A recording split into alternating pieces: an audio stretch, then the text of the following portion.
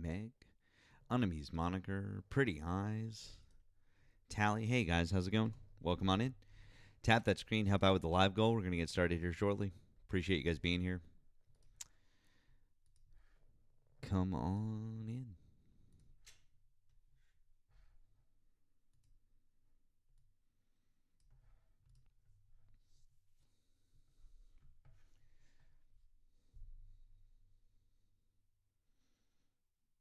Hey, Cool Breeze over on the tube. Hey.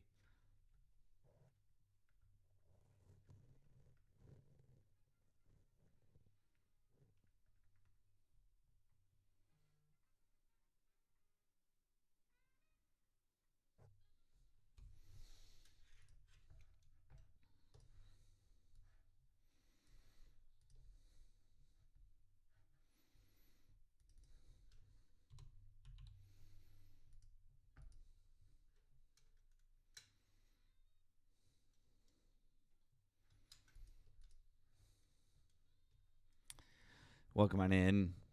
Anonymous. It's going all right. Thank you for asking. Appreciate it. Secret Squirrel, hello. Afro Latina Queen, hello to you too. Vivi, hello. Irish, hello. See you guys out there. Welcome on in.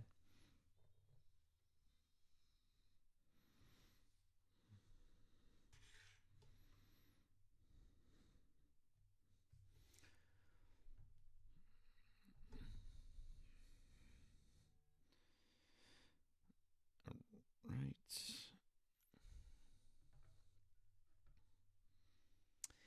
Yeah, gosh, it's doing a lot better. Thank you.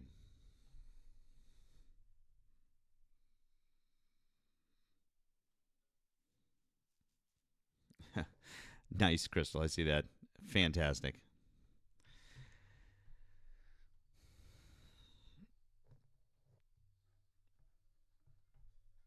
Guys, tap that screen. Help out with the live goal so that we can get started here. If you're over on the tube or on Twitch, you can always call in.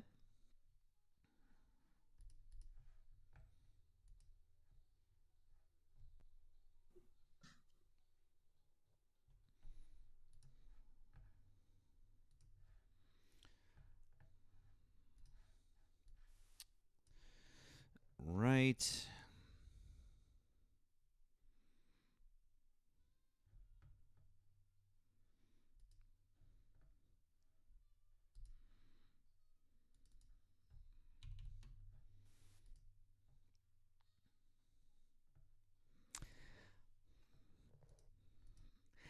Liam, I thought you didn't come into my live anymore.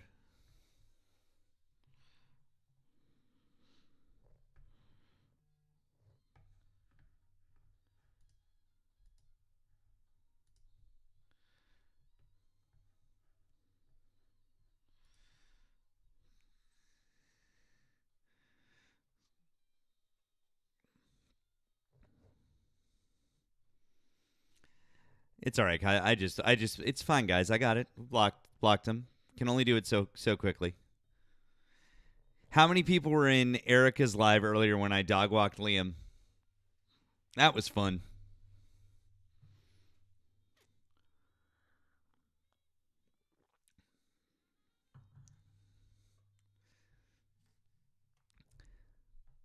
Yeah. Oh, now Liam's just gonna troll in the comments. He's not gonna request up. Wait, how did you dog walk Liam? Oh, dude, this was wonderful.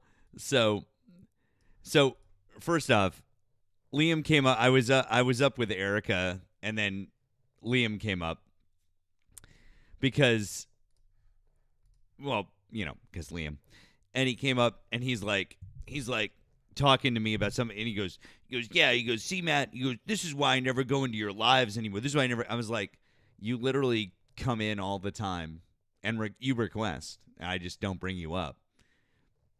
And now here he is. Of course, he's popped up, and and now he's saying he's not in the request, which is hilarious. So, anyways, he started making noise about the assassination attempt at the correspondence dinner, and he's like, "The guy was a registered Democrat. This is all on you guys." I was like, "Really?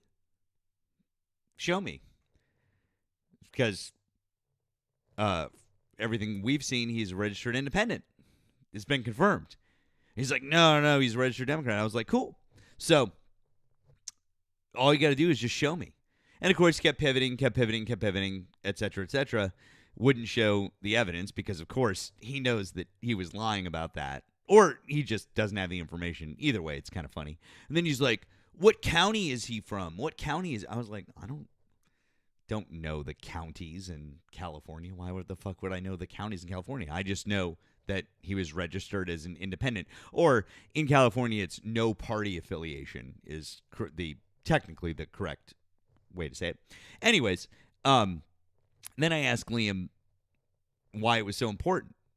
And he's like, well, because if he's registered, because how he's registered, he goes, that makes the most difference. And then Erika read off a thing that proved that he was registered, no party affiliation, but that he had donated $25 to Kamala Harris's campaign. And Liam was like, gotcha.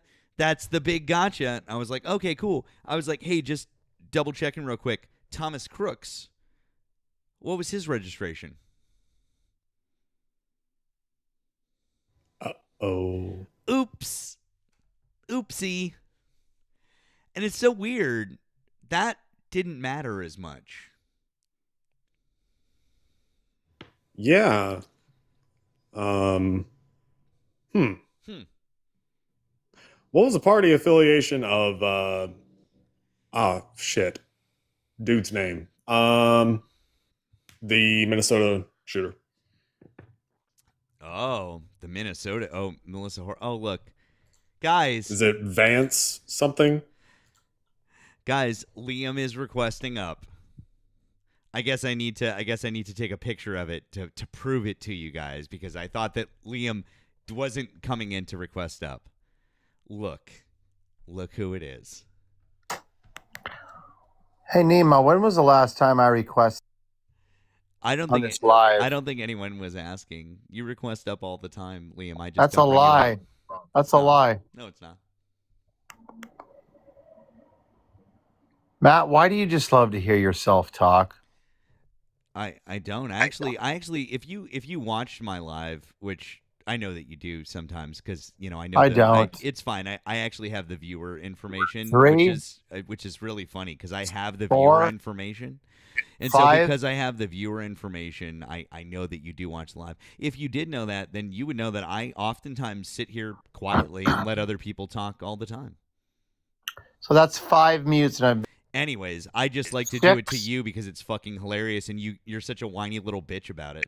7, 8, 9, 10. Guys, he can count. This is amazing. 11, He's actually better than most MAGA. He 12, can count past 10.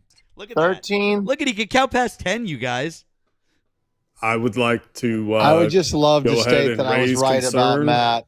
Liam joined a live and started screaming Arabic numerals. I think he should be on a watch list. Should be on a watch list. Everyone knows it starts with Arabic numerals and then it goes to Allahu Akbar and then, here we are. It's true, bud. Hey, which one of your party members said that that we've had a World War 11? Do you remember that one, boys? Who said World War 11? Don't know. I don't even know what you're talking about. What? Yeah, maybe you should do some research before you start poking fun at other people. You have people in your party that thinks we've had 11 world wars, okay? Who was that? Who said that? I'm not going to do your research for you there, Matt. I did it for you this morning. That's because it never happened and because you're lying. And just because, earlier this morning, 16, I made you look like a fucking fool and I dog-walked you on the assassination thing because you wouldn't admit. 19. I'll just drop you again, Liam. 20. Look, he can count, 21. You guys. 22. Can you count in any other languages or can you only do it? Can you only do it in English because you're a fucking moron? Uno, dos, tres, you a puto. We can continue. Wait, Let's go. You know Spanish? Uh-oh. Yeah, cállate, joto, wow, that was stupido. I know quite a bit about you. That was terrible Spanish, bro. Yeah, so I don't care. Don't you live in California? I'm pretty sure that if you don't know basic Spanish, you live in California. That's terrible. I don't care what party you say that you align with, Matthew. By the way, I found the clip that Liam is talking about, and it's Ilhan Omar, and she had a verbal slip, and then she immediately corrected herself. Verbals. So no, you're just fucking lying. Yeah, you're a fucking liar, Liam. Just like every other thing that you say, you're just fucking lying. That's cute, bud. Anyways, anything else you want 26? to anything else you want to say? 27? Now, I actually I have something I would like to contribute. Please. So, I'm trying to think of the best way to do this. Okay, so I know that TikTok is weird about videos if I play them. So here, let me see if I can. Was this going to be Sure. poking fun and dog? No, 28? It's not so much poking fun. 29? Okay, We're almost at 30, so- Matt. Hi, thanks for calling the stream. Did you vote for 30. Donald Trump? I'm sorry. Thanks for calling the stream. Did you vote for Donald Trump? No, because he's a horrible person. He's a pedophile, a rapist. He ate babies. He was friends with Jeffrey Epstein. Yeah, man. He's a misogynist. Yeah, you're 100% correct, friend. We agree with you, but I am looking to just talk to Trump Why supporters. why is he talking about Bill I'm Clinton? so sorry, I wasn't talking to you, Liam. Anyways, Was he talking about Bill Clinton? I appreciate you, friend. I hope you have a great rest of your day, but we are just looking to talk to You Trump too, supporters. man. Okay. Anyways, take care. Have a great one. Man. All right, bye bye. Yeah. Yeah. So I've got it, friend. Hold on, let me pull this up for you. Liam, please request back up.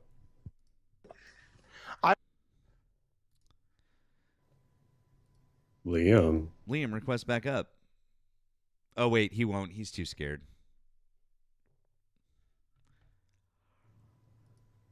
you have now been invited up, Liam. Oh, he's invited. Look at that. Come on, buddy. Come on, Liam. Don't be afraid. Come on. There you go.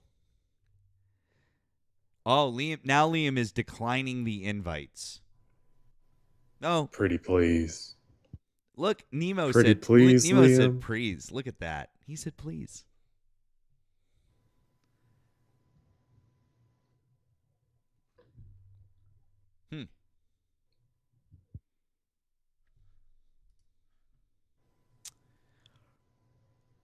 Huh.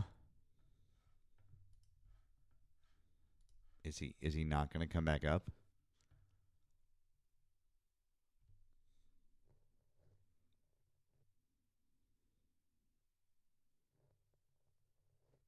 Okay. We said please, Liam. No, be a good guy and come on back up now. Come on. You can do it.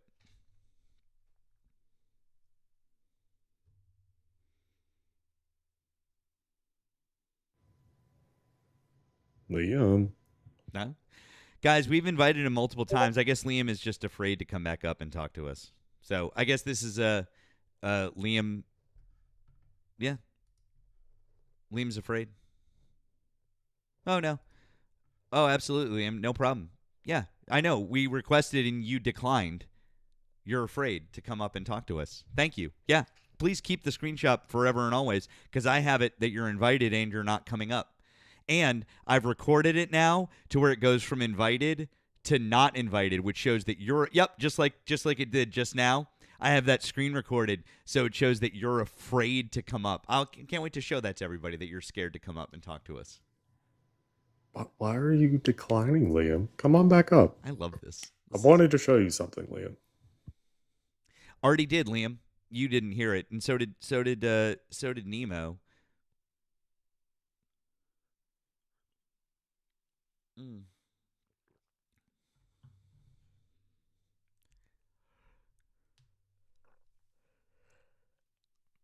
He's such a baby, I know. Oh, There he is. Okay, good job. So let's make some ground rules here. Can we do this? No, we're gonna play a video for you. Yeah, go ahead and skip to... Mute me again and I'm gone. Go ahead. Okay. Mute me. Cool. Cool. Yep, skip to 10:30 on that. 10:30. Yeah. Okay. Good cool. boy. You got it. 10:30.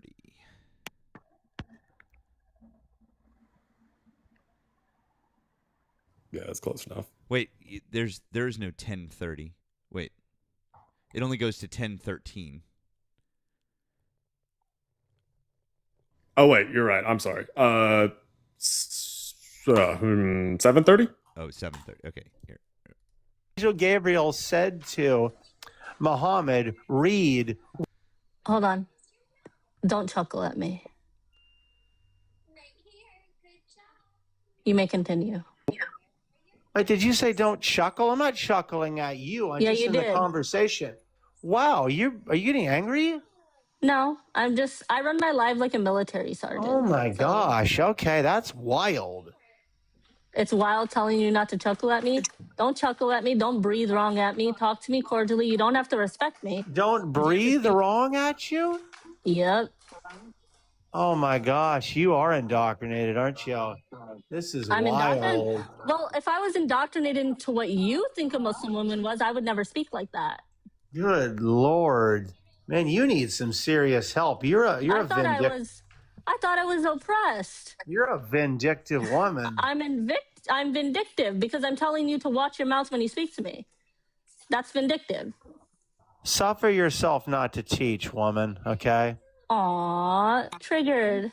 We triggered him. I'm not triggered at all. You just told me that you shouldn't be teaching. You want me to play back the recording? No, I didn't. I said it's not my I said it's not my responsibility to teach men. I said, should you teach men? And you said no. No, you didn't. You asked me, do you think it's your responsibility? Are you muting me? I'm reiterating your question because you're lying now. You asked me, is it my responsibility to teach men? I never said that. You're a liar. Oh my God. Okay. So I can play the clip. You know, I'm the one that has the recording, right? Yeah. Play it right now. I can't right now. I'm in the middle of the live. I can get it after and I can make you look foolish. I said, do you think that you should? All right. We're going to give somebody else a chance to speak. Whoever called. God, that was beautiful. I'm so glad. Damn. That was beautiful. That's it. That's embarrassing as fuck. Gosh, that was awesome. Nemes. Thanks, Nemes. That was kick butt, man.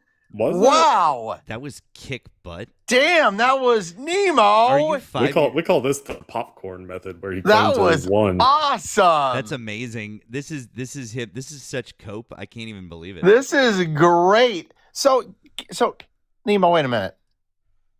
I'm actually starting to like Nemo. I don't know. I can't believe that came out of my mouth. But there's something about the guy. Wait a minute. Stopped liking me. Let me sing your praises for a minute, okay? You got a great beard. I've never said that about you. You do. It's solid. Pretty sure you have. You definitely have said that before. Okay, we all say that. Anyway, listen. I was talking to her. Let me give you a little context, okay?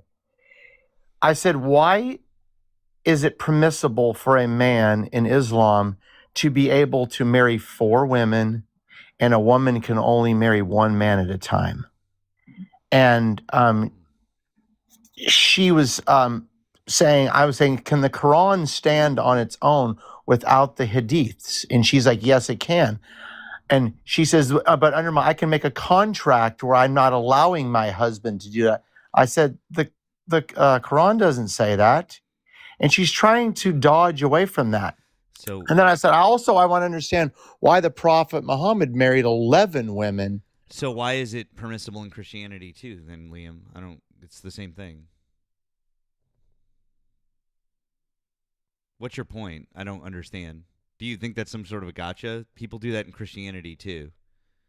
I'll shut up if you let me finish, bro. No, I just asked you a question. I want an answer. I said, why is I couldn't hear your question because I said, why is it I did not stop meeting. Why is it okay in Christianity, Liam? Why is what okay in Christianity, Matt? Polygamy. Thanks for not answering. Polygamy. Polygamy. Yeah, polygamy. Do you know what polygamy means? Or do I need to explain it to you? I'm pretty sure that's when you're related and you're hooking up. Yeah. Oh my God. You are so fucking stupid. Jesus fucking Christ. Do you need to look up the definition of what polygamy is, you fucking moron? I know what polygamy is, bro. Yes. Then you didn't just define it correctly. So do you need me to help you out and define it for you and tell you? No, I know that you're talking about, having multiple wives. Okay. Then why look that shit up. Yeah, you had to look it up because you didn't define it correctly the first time. But I know that people talk about Adam and Anyways, so why is it that Christians are okay with polygamy and they practice it too? Christians are not okay with polygamy. Sure they are. Absolutely. What's the Church of Jesus Christ of Latter-day Saints? Those are not Christians. They absolutely fucking are. They believe in Jesus Christ. I don't care if they believe It in doesn't Jesus. matter what you think. They're That's not- Christians. It doesn't matter what you think. They believe in the teachings of Jesus Christ. Therefore, they are Christians. So anyways, people who believe in Jesus Christ believe that it's okay to engage in polygamy.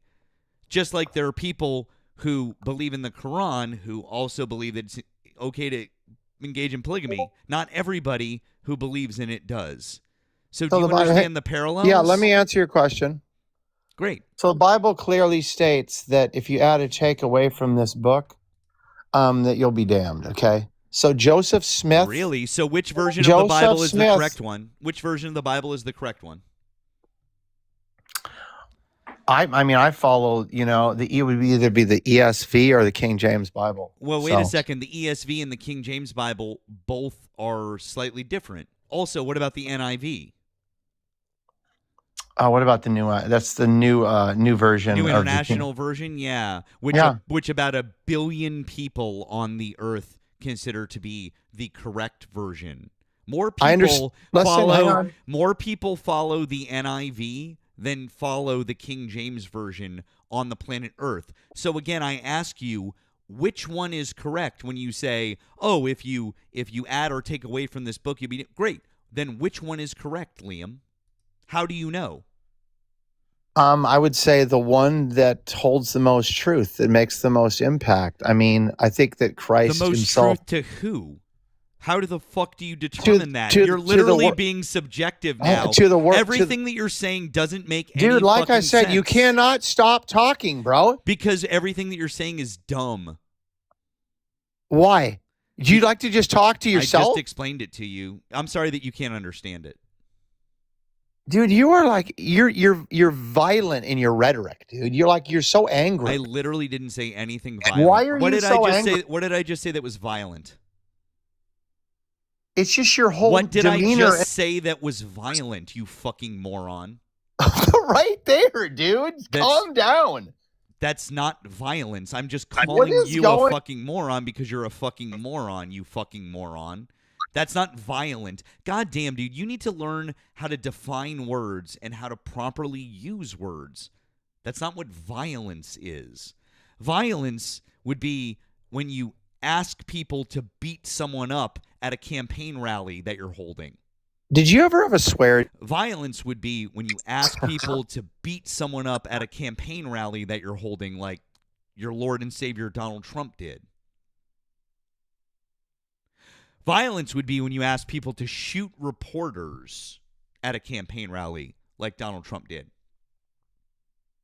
That would be violence. Do you need more definitions of the word? Or do No, I you- was you want- typing you in the want chat more because help? you keep mute. Oh, I'm so sorry. Are you going to keep whining like a little bitch? Because I'll just keep doing it to you if you'd like.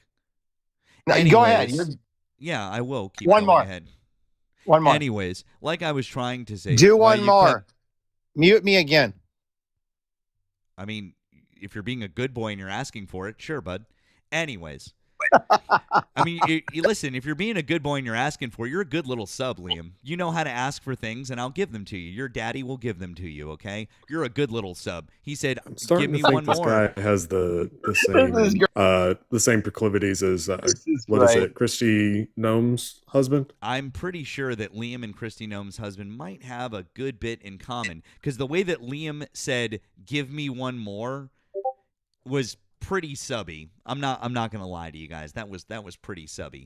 But anyways, the thing that I was trying to express to you, Liam, is that when you say things like that, it's just so fucking stupid, because when we talk about Christianity, when we talk about the Bible's been translated 18 different times from its original fucking Aramaic, right? And also there have been multiple books that have been added and taken away in the last roughly 1,600 years since it was first put together.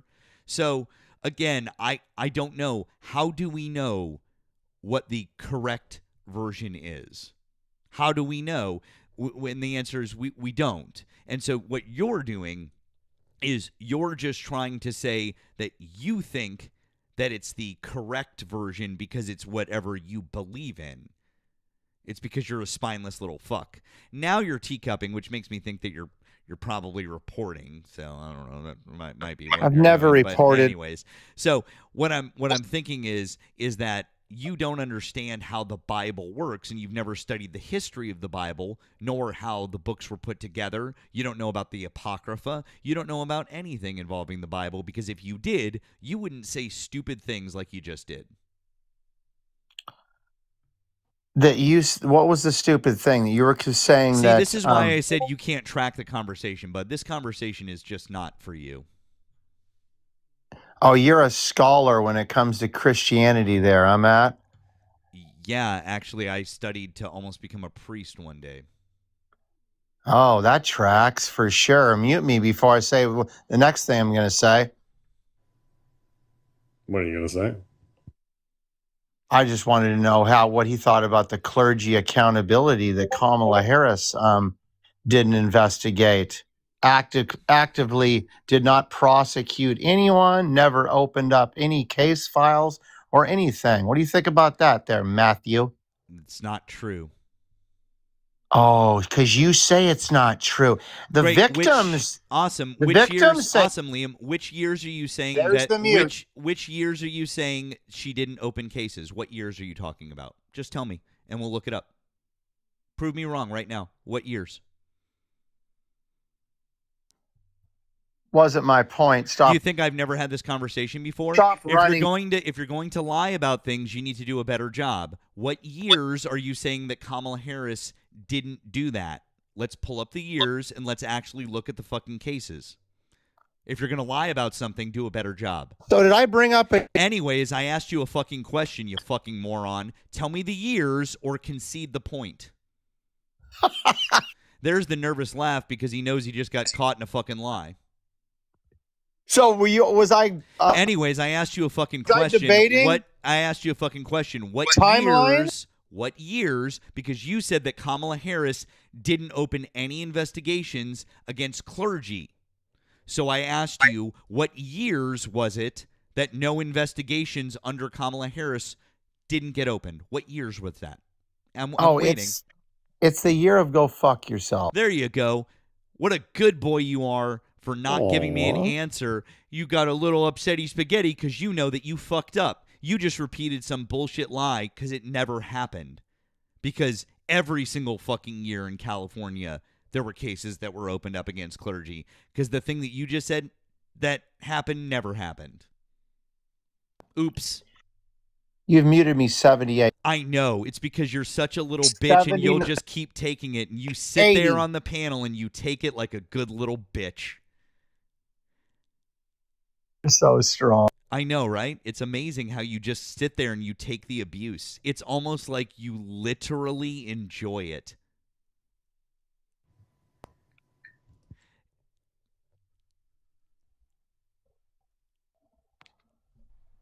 It's almost like people recording this and showing how weak you are, Matt. Huh? That's how you win debates. You speak over people and then silence them. No, I already won the debate by proving And that then you lied talk about the about thing you said freedom of about speech, Kamala right, Harris. Matt? Number one, you have no freedom of speech here because if you Another understood one. freedom of speech, you would understand Another that one. freedom of speech applies too. The government 85. silencing people, not me. 86. And number two, I've already proven you wrong in this debate because you have no facts. I asked you a simple question, you couldn't answer it. It's I because like you're how a fucking liar, and you're gonna pivot away again right now, right? Pivot away. Don't answer the question and pivot away again. Go.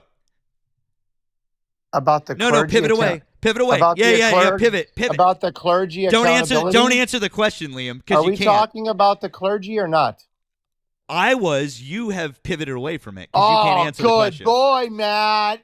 I didn't pivot away. I brought up the clergy. Anyways, I've been asking you what Good years. boy. What years was it, bud?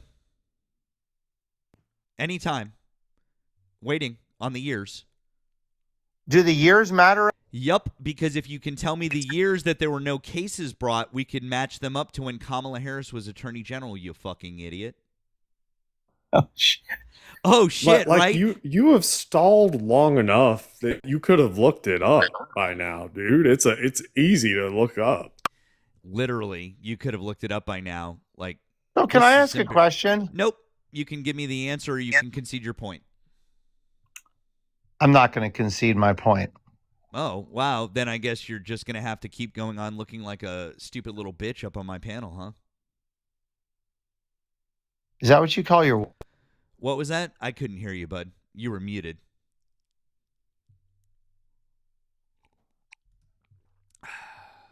God damn, dude. This is good coffee. Like, whatever it is that I got this month, Nemo, from the coffee company where I forget what it is. I think it's like some Costa Rican blend. It has like notes of like caramel and vanilla and shit. It's really Okay, so what's the It's question? really fucking good. What's the question? I really enjoy this coffee. What is Really the good. question? What years? So Matt wants to know if it's okay if he calls me the same name he calls his wife. Oh, I'm sorry. that what he Liam, wants? is that another pivot? Guys, how many people are keeping track of the pivots that Liam's done now? He can't answer this question. He literally could have Googled this by now. And the problem that he's 91. having is that he 92. keeps Googling it and he can't get the right answer, which is why 92. he can't answer it. There you go. 93, 94, get to 95. Come on, go to 100. Is that the answer of which You're years such a it joke, was? dude. Was it 95 that they? Oh, he ran away. Bye, Liam. Now, I just want to Hit me harder. Hit me harder. I just want to point out that I didn't kick Liam. He just ran right the fuck away. But Liam, I know, Donna, I kind of hate that Liam is getting off on this too. Honestly, he was probably recording it so that he could watch it back later.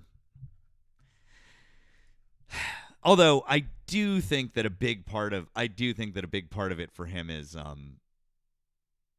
doing it in front of a bunch of people. So, yeah. I hate to say it. I agree. K56 says, gotta clip that polygamy part. That was beautiful. That was fucking amazing. It was chef's kiss. Thank you to Stephanie over on the tube for the gift of the jewels. That was very kind. Thank you. Also want to say thank you on the Blue app to Daniel. Says I saw a funny parody called False Flag Baby, and it looks like the original Twitter account is called Snick Link. It's an AI-made parody. In case you show it on live, put the banner to avoid flags. Okay. Thank you, Daniel. I appreciate it. I will check that out a little bit later on. Thank you.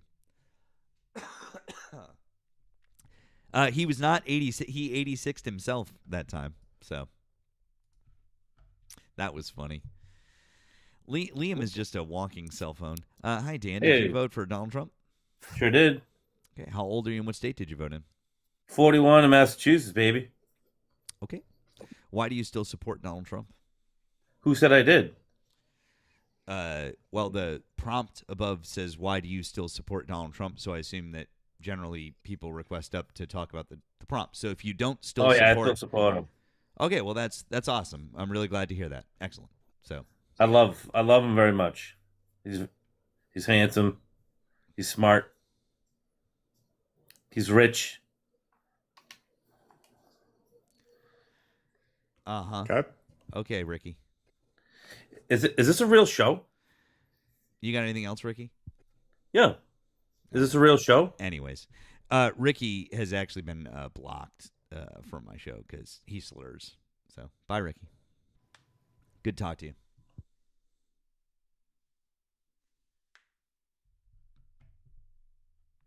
Yes, it's that Ricky, 100%. I almost immediately recognized the voice. So every time I've ever brought that guy up, he snores. Every time he slurs. American Advocate. Hi, did you vote for Donald Trump?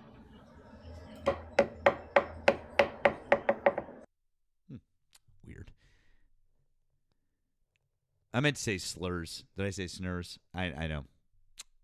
What the hell? Anyways, guys, welcome in. Happy Tuesday. We're glad you guys are here.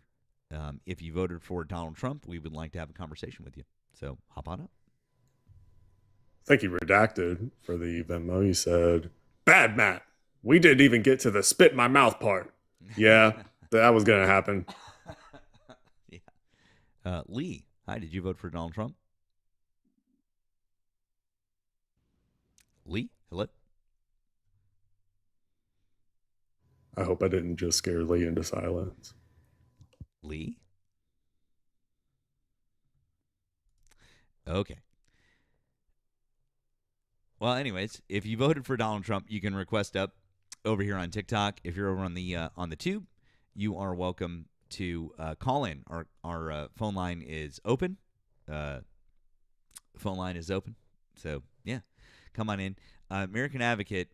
Nobody thinks that Chase Oliver is better than. Well, I mean, Chase Oliver is better than Trump. I mean, that is true. I mean, yeah, that's true. But you don't have to spam it, so it's fine. Yeah. Yeah. It's a pretty low bar to clear. Also, it is weird. Chase Oliver. I obviously don't like the Libertarian Party for a lot of reasons, but when Chase Oliver became the nominee for the Libertarian Party, it was interesting how many libertarians took an issue with that. I wonder why. Weird. I wonder why. Could it be that libertarians, despite being very, very, very loud about not caring what other people do with their lives, secretly have a serious issue with people who are gay? Could it be that? Could it be? Thank you for calling the stream. Did you vote for Donald Trump? Yeah. Hi, thanks for calling the stream. Did you vote for Donald Trump? I did. How old are you and what state did you vote in? I am 19. I voted in Pennsylvania. Okay. Why do you still support Donald Trump as of April of 2026? I still support him just because he's the president, and I feel like that we should respect him, especially in my standpoint as in the military, where that's literally my job, is to respect the president.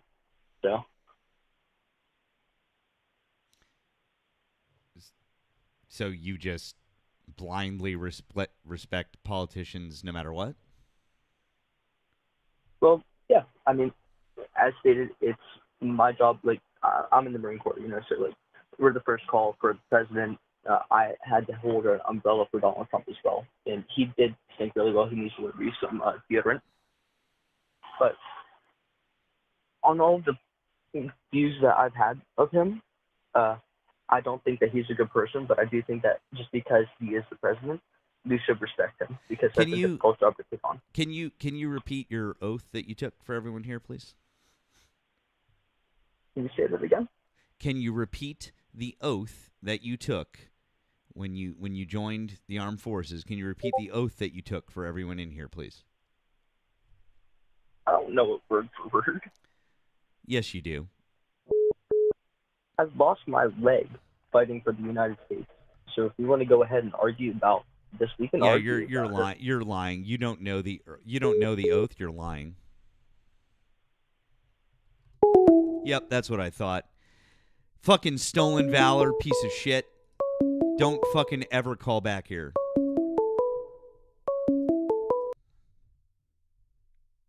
Thanks for calling the stream. Did you vote for Donald Trump? Yes, I did. How old are you and what state did you vote in?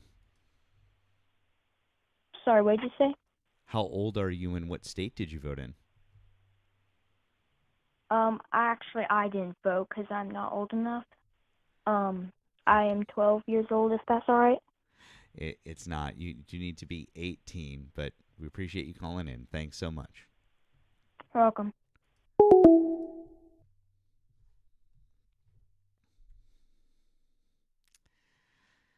Oh boy, this is what a night. What a night, folks. What a night. Guys, if you voted for Donald Trump, you can hop in the box over here, or you can give us a ring over on the call-in line. That number is right above my head, or it is pinned in the chat. It is pinned in the chat over on the tube. So either way is just fine.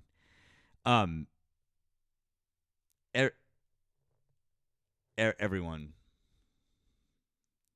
even people that have been out for fucking decades, still basically remember the oath. Like, get the fuck out of here. You're 19. Get the fuck off. If you're gonna lie about shit, do better. You know, really, you guys suck at, like, goddamn. Trump does love the poorly educated. Guys, we got one of those fun little flags. So can you do me a favor and tap us through that shit? Appreciate it. And also maybe you could help like clear out the live goal and then do help out. How about Nemo as well? That'd be great. Thank you. Anything you guys can do, we appreciate it. Also, if you haven't already, pop in those orange hearts. You know, the heart memes are always helpful. Appreciate you guys doing all of the good things, like our friend Erika Shante says. Probably, Tammy. Probably, because he is a whiny little bitch, isn't he? Right? I know. He doesn't like. Well, actually, it's funny. I was gonna say he doesn't like being embarrassed, but I think we all know that he absolutely likes being embarrassed. I think he absolutely enjoys. I think he enjoys it a little too much. Honestly, I think I need to start charging Liam, like, for every single time that he comes up here to talk to Nemo and I. Exactly. He's got a thing. We need to charge him because yeah. It's not OF, it's OTT. It's only TikTok. Nemo and I absolutely need to charge him. For sure. Oh, Nemo, I don't know if I've told you this before, but I actually like your... Yes, Liam. You've told him many times that you like his beard. You've hit on him many times. It's fine.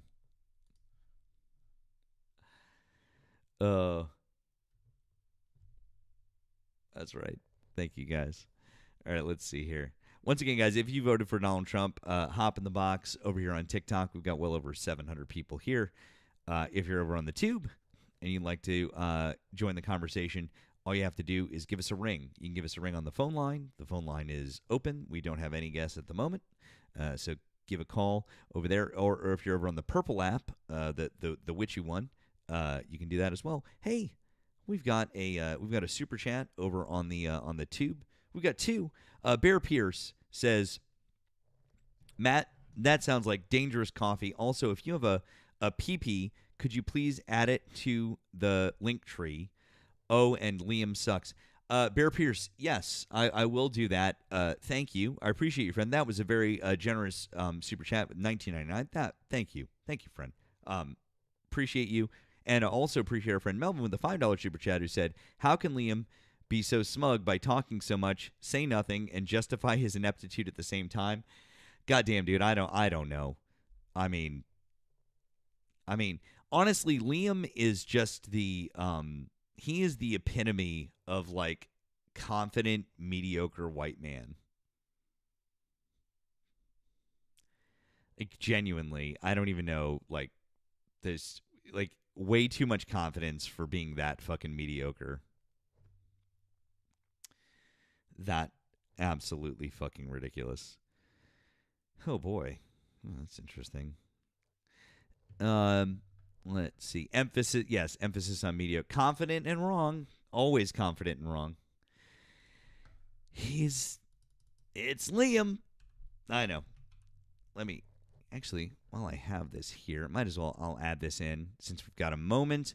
Once again, guys, really appreciate you guys being here. Thank you so much for joining us on a Tuesday night. Thank you. So, glad you guys are here. We are here every Monday through Thursday, starting at 10 p.m. Eastern Time. Once again, every Monday through Thursday, every 10 p.m. Eastern Time. Let's see here.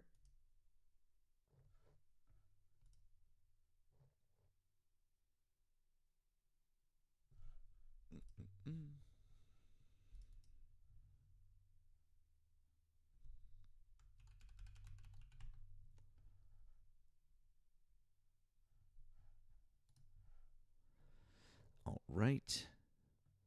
Okay, I'm back. Yeah, Sorry. it's fine. No, nothing has happened, so you're all good, friend.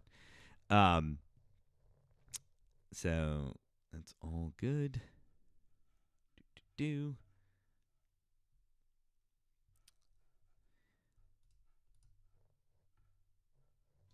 There we go.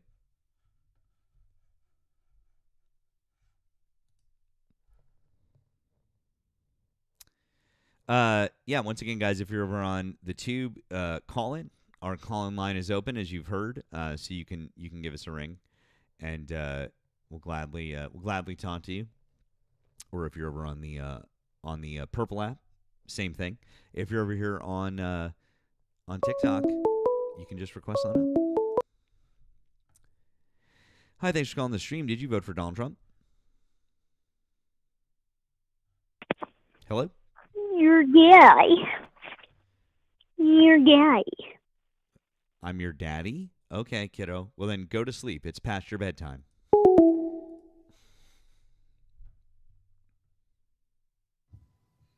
Thank you, Emily, for the Cash App. You said, I'd like to know what milligram of Lexapro you're on. I'm not, actually. I'm actually on like the opposite of that, really. Oh, my God. Amazing. Oh.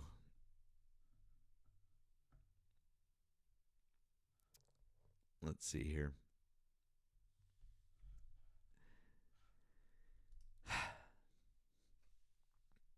Oh, and thank you to Pam for sending that galaxy over to Nemo. We appreciate that, Pam. Thank you, guys. Once again, appreciate your helping out, not just with my live goal, but with Nemo. Both of those things are very helpful, keeping us out with the algo, keeping us engaged with TikTok. So thank you, guys. We appreciate it. You guys are awesome. Thank you. Also, this is from the other day. I missed a few. And this was when I was on Danielle's live. Carla, Pamela, and Josh. If y'all are watching, just say hi so I can thank you. And Gail. Thank you for calling the stream. Did you vote for Donald Trump? No.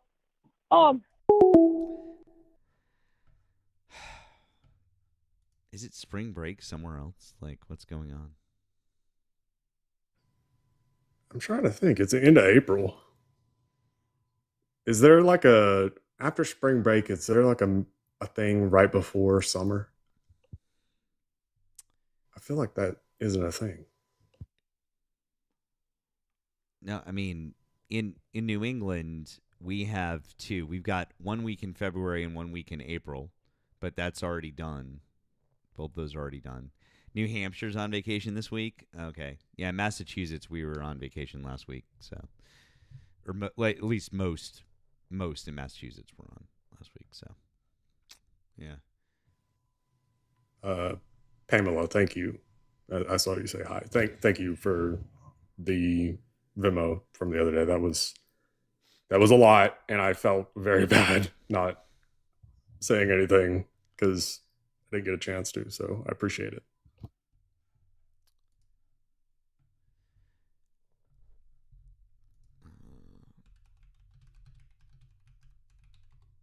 Let's see here. We got someone.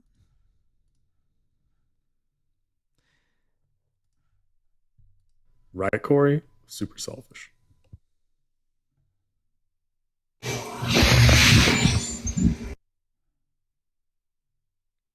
I think that was a mistake.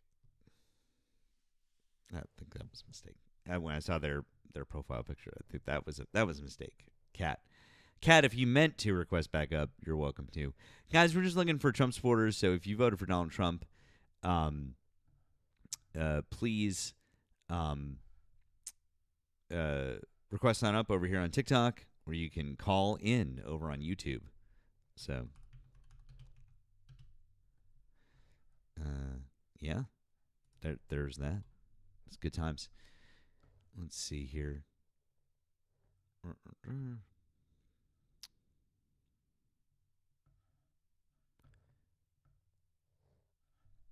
Oh, there we go. We'll add this as requested. I think we might have some international folks. Nemo, do you have your PP in your link tree also? Yes. Got it. They should all be there. Okay, because I guess I don't have mine, so I'm gonna add mine also. So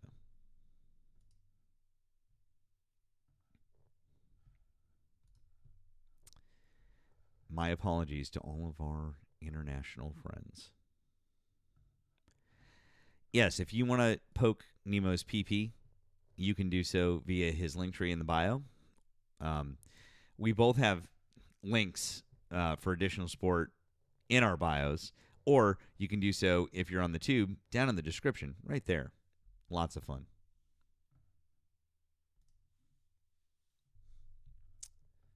Carrie says that she listens to us while she's in the tub.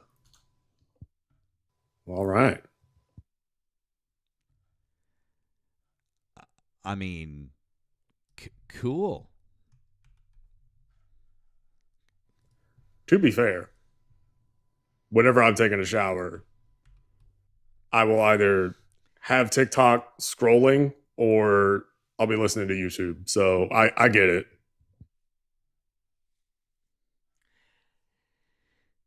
I mean,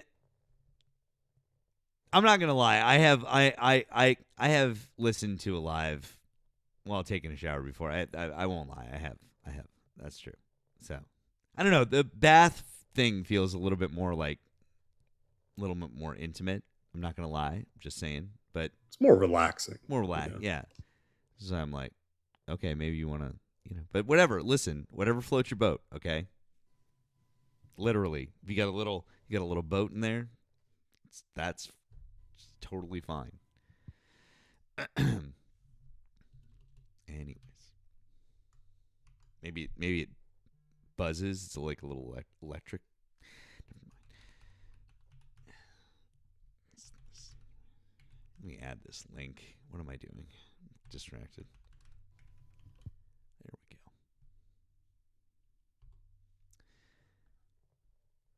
All right, as requested. There you go. I added the link is added. Now you can find it on the on ye old link tree. There you go. Happy for you guys. There you go. So, good times. Let's see here. We've got that. Got this. And Crystal. Oh my goodness. That is brutal. I'll show that in a second. Yikes. Damn. And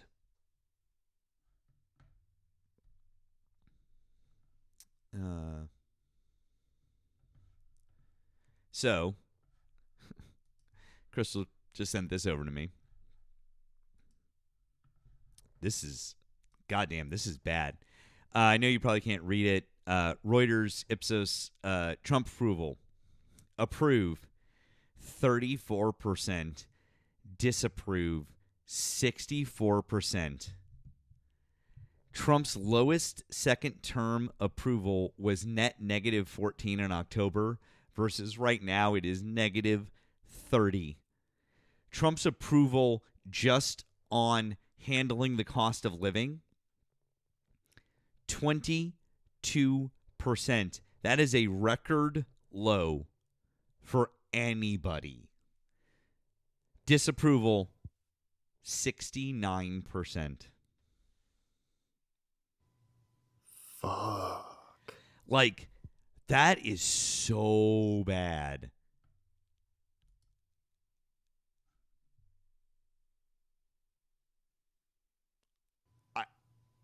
It's so bad, you guys. Like, I can't, like, that requires a lot more. That requires a lot more than just some fucking Democrats being upset. It's wild work. Romo, hi, did you vote for Donald Trump? I did. Okay. How old are you and what state did you vote in? 40 in California. Okay. Just 1 second here. Want to say thank you to Denise on the PP. Thank you for the very generous donation. You said, "Hi Matt, this is Bear. Thank you for adding the PP." And you sent heart, peace, Bear. Thank you, Bear. Appreciate you, friend. It was very kind of you. I'm glad I could do it, and I appreciate you asking. So thank you. W's for Bear. Appreciate you. All right, Roma, why do you still support Donald Trump as of April 2026? Why? Actually, we were discussing this yesterday. I was on your panel, but then you dropped me because you kept trying to talk over me. But I just wanted to come up here and just kind of finish my point. So yesterday I was telling you that the reason I support him, even though I don't like how we got into it, I think I support him because we need to get a better situation than we have currently with Iran, particularly the Strait of Hormuz.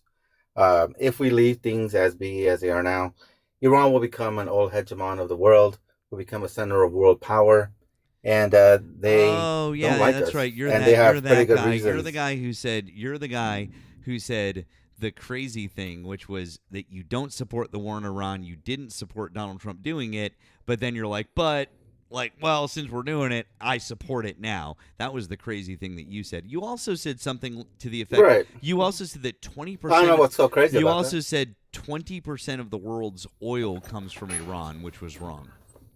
No, the Strait of Hormuz. No, you said from Iran. I know you probably No, I want to. didn't. I said the Strait of Hormuz, but it's okay. No, I you mean, if if I said did say you that, said, I meant Strait of Hormuz. yeah, you said Iran. In fact, I was trying to Okay. correct you They in real control. time. They now. In fact, I was trying to correct you in real time, and you were doing the same thing that you're doing now, which is just talking over me because you won't stop talking.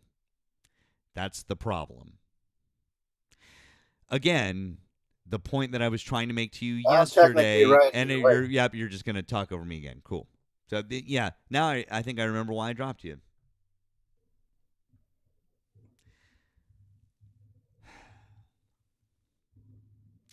Anyways, So technically, I'm right either way. anyways, Yeah, anyways, 20% of the world's oil. anyways, the point that I was trying to make is technically you weren't right either way. No. That's 20% of the world's Technically, oil passes through the Strait of Hormuz. And if we had never done this Who in the controls it? first place, Jesus Christ, dude, if you would stop interrupting me and let me get a fucking sentence out, then you could have a chance to respond to what I'm saying instead of just interrupting every single thing. So, again,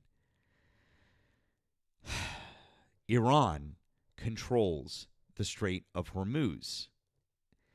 If we hadn't started the war with Iran, this wouldn't be an issue.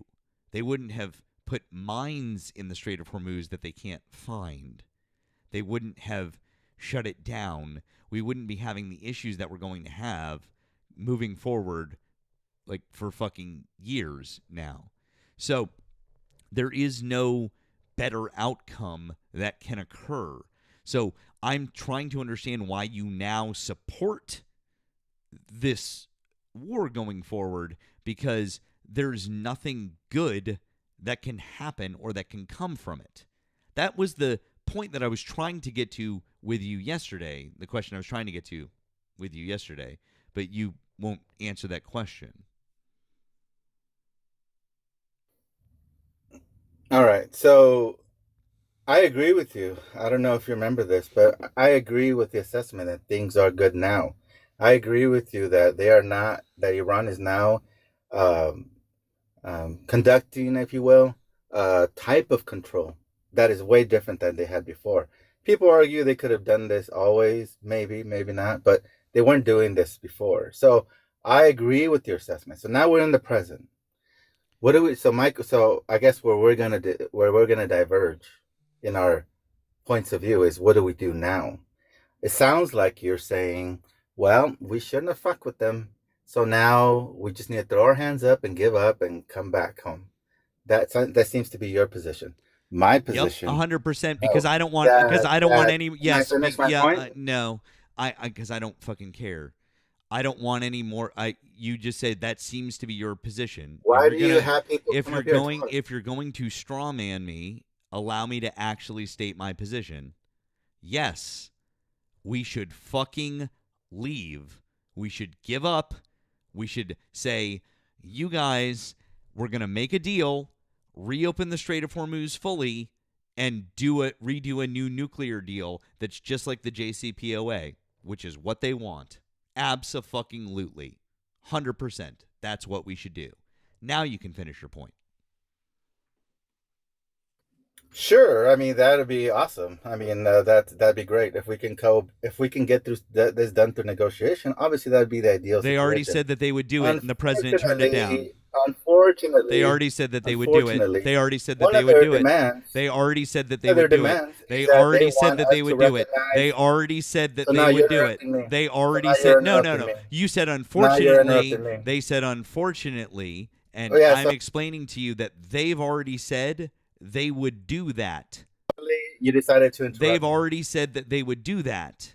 So what you're doing now is pretending when- like they so when didn't already agree to those terms, which they did. So at they least did, get that one of right. their demands is that we recognize. One of their demands is that that the U.S. recognize that Iran is under their control. So no, they don't want to go back to how it used to be. They want control of the strait. They want compensation for what we did for bombing their country and in the form of reparations, compensation for the damage we created. And one of the ways they want to raise those funds is a toll system in the Strait of Hormuz. Google it. You don't have to take my word for it. All you got to do is Google it and see what their demands are. I mean, so the alternative here, if we're, I mean, as far as negotiations are concerned, number one, we should absolutely get the fuck out. Number two,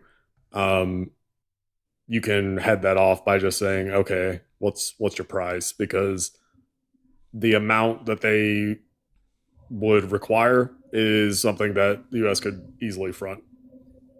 Like, we probably have that in the assets that we have frozen of theirs that are still frozen, because it's not just like one account or something. There's billions that we still have frozen. So we could do that without doing a toll system. Just keep it nice and clean. Pretty straightforward. Okay, so I agree that it would be best if we get a negotiation. But what if they keep their maximalist demands and say, no, we want control of the strait. We want to set a toll system, and that's the way it's going to be. And plus, we want the compensation.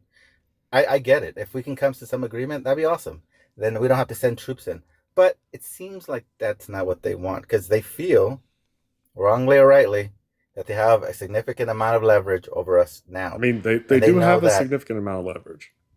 I agree. They got the Strait of Hormuz. I mean, it controls Yeah. 20% of the world's oil supply. So they do. Right. So we might need to escalate, because, as you say, and I agree with you, they have a tremendous amount of leverage. So when someone has leverage, they're going to say, "Well, we got leverage. Why are we going to go and give in to your demands?" And I mean, why would we have to escalate? You just conceded it, because they have a lot of leverage over us, and I agree with you. Okay. They have a tremendous amount of leverage. So why would they give up that power? I mean, you're saying you're acting as if they didn't have the leverage before. They had always Not like this. Not like this. They could have mined the Strait of Hormuz at any point, dude. But they hadn't done it before. They could have built Okay, they could have built a nuke just before, because they but they've had never not done it done it, before. I'm aware. Just because they No, haven't. so why didn't they? So right. So why didn't do didn't it they? before. Because they were probably more focused on their own country. Also, we did a pretty damn good job of cutting them off from the rest of the world. You think? So wait a minute. You think they haven't built a nuke just because they were worried that we didn't They like haven't it? built a nuke. What are you talking about? Yeah, I mean that was the reason you're giving, if I'm understanding you correctly, is that they didn't build a nuke before because we cut them off from doing it. That's your argument? No.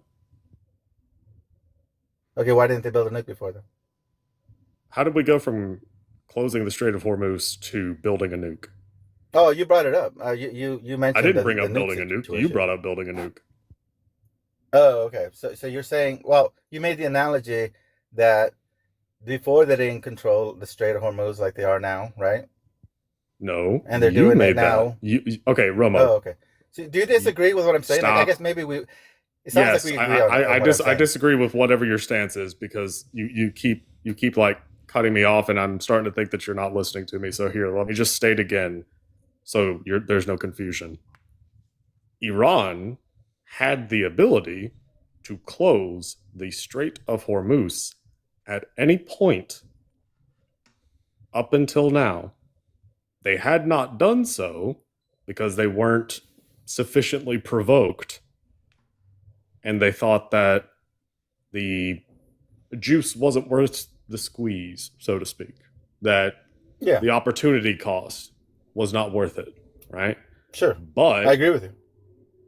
once we started bombing their country, they realized, Mhm. well, we have nothing to lose. And to Right. be clear, I agree. this is a country I agree with that you. that we have over the course of, I guess, about 50 years,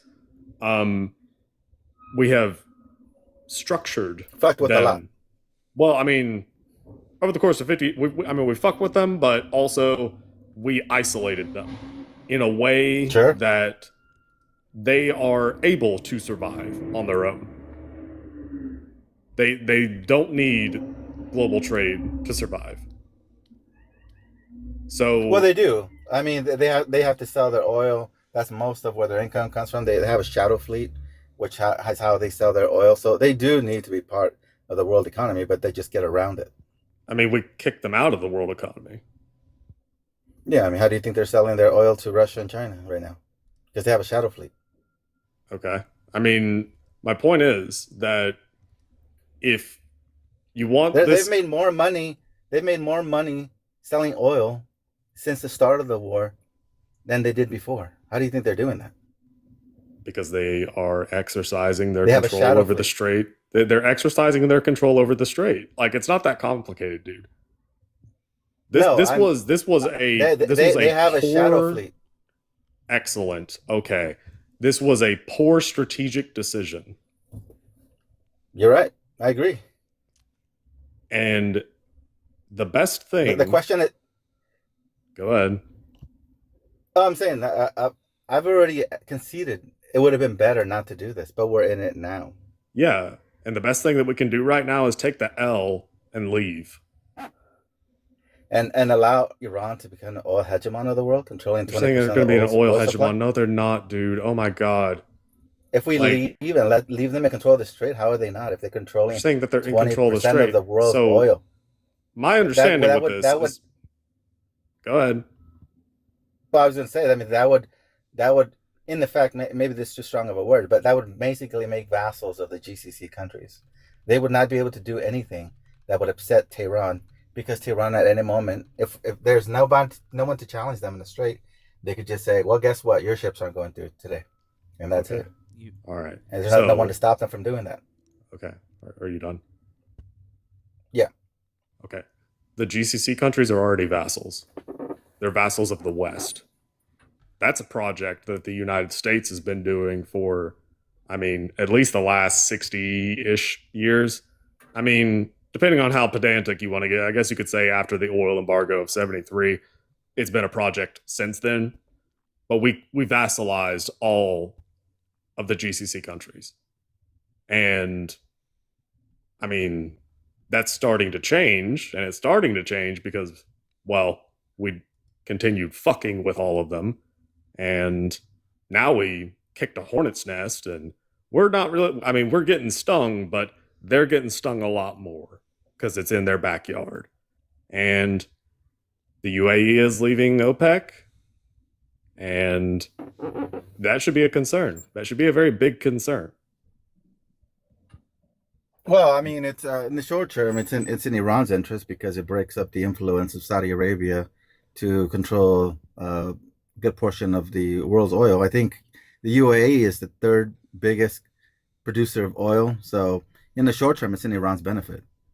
My point is that it's not in the West's benefit, especially the United States. And I agree with your analysis. But I guess the conclusion you might disagree with me is that you're right. They have been vassalized by the U.S. since the oil shock through the petrodollar and whatnot.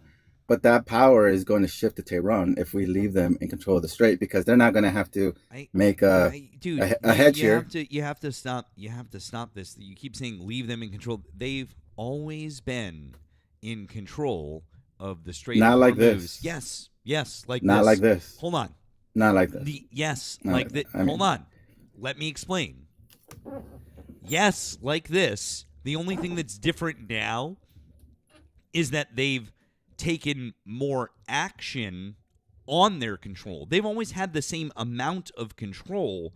They've just said, okay, now we're going to show you exactly how much control we have by adding the additional mines and putting additional forces along it. They've always had this ability. They've always had this much control over the Strait of Hormuz, and that's the reason why Ronald Reagan, Bush Sr., Bill Clinton, George W. Bush, Barack Obama, Joe Biden, and even Donald Trump in his first term when he had competent military advisors, that's why none of them did this, because they all knew that Iran had that control over the Strait of Hormuz. And so there was no option to try and pull some crazy shenanigans like Trump is doing now, because the consequence would be them closing down the Strait of Hormuz.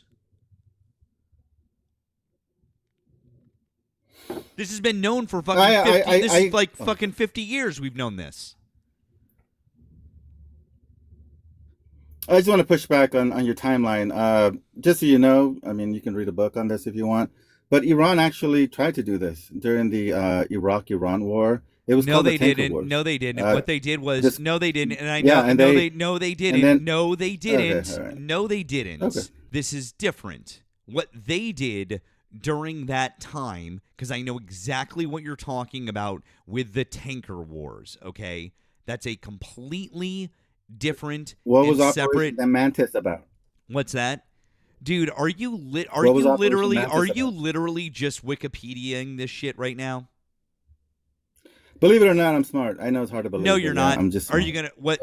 Really? Okay, great. I'm Wikipediaing. Okay, yeah, no, you're right. No, you're right. I'm Wikipediaing it. You're right. Damn it, you caught me. I didn't know Operation Mantis. You're right. I know. It's fine. Anyways, I know. It's not the same thing. It's completely different because, by the way, that had nothing to do with the Strait of Hormuz. You were talking about them putting mines in the Persian Gulf, right? If you knew anything about it, so if you knew anything about it, that's what it was about. And it was during the Iran-Iraq war between the two of them. That's what I said. That's literally what I'm talking about. It had nothing to do with international trade, and it was in the Persian Gulf, not the Strait of Hormuz. Those are two separate places. What were the tanker wars about during the Iran-Iraq war? What were the tankers? What did the tankers have in them?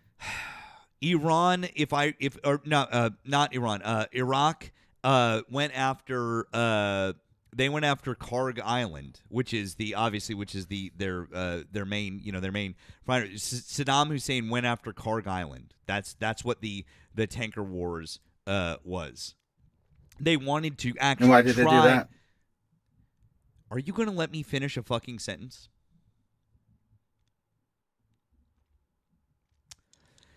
If you want me to prove okay, I'll tell you what, bud.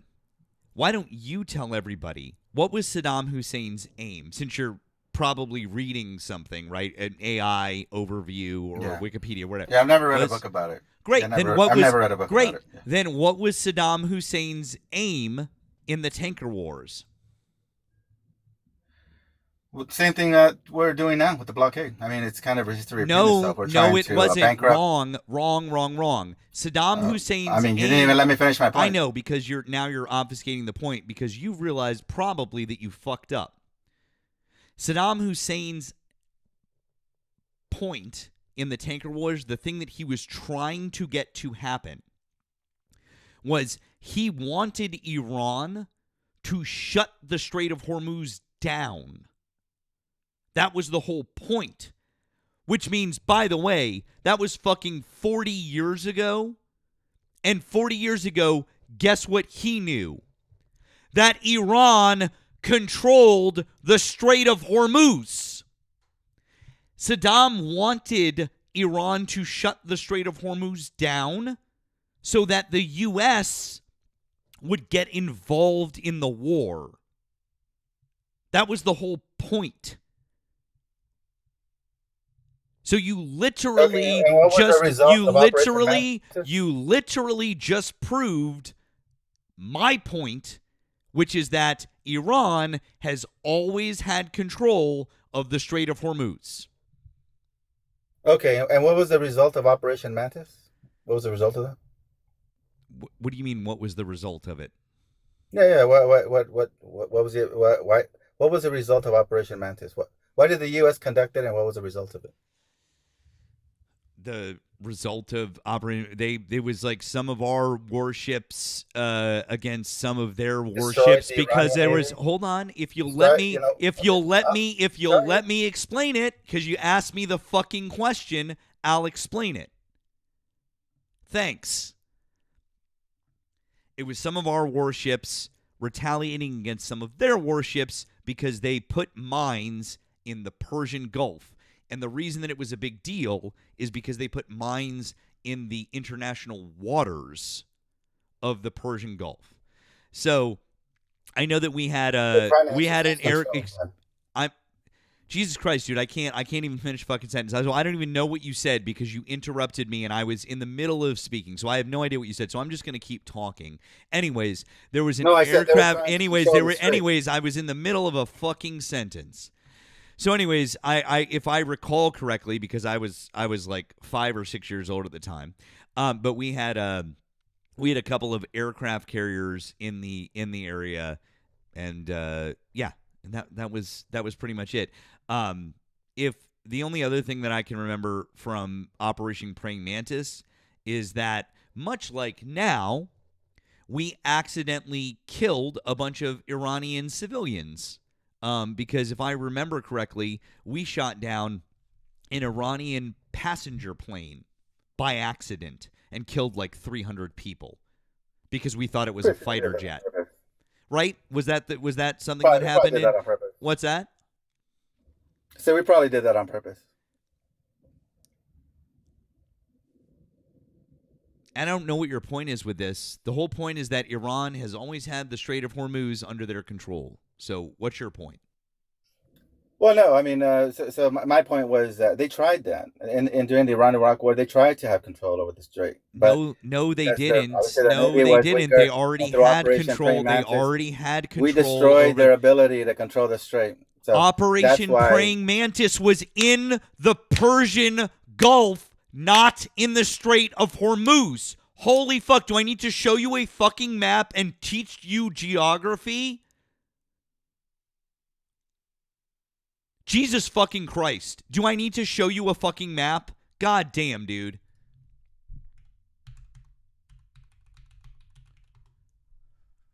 I swear to God. Like, what the fuck are they teaching people in school these days?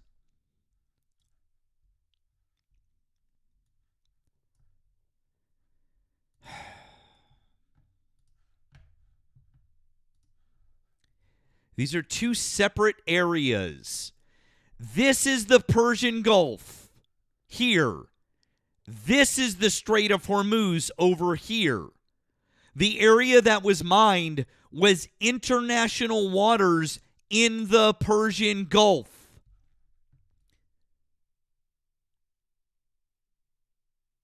That's why it was a problem. Oh, he left. Okay. Bye.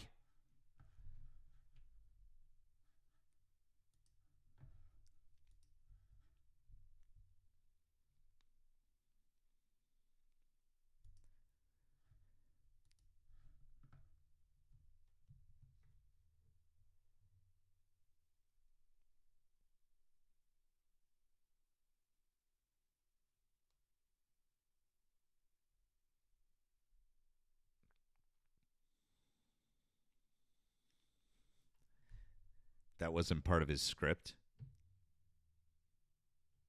I guess not.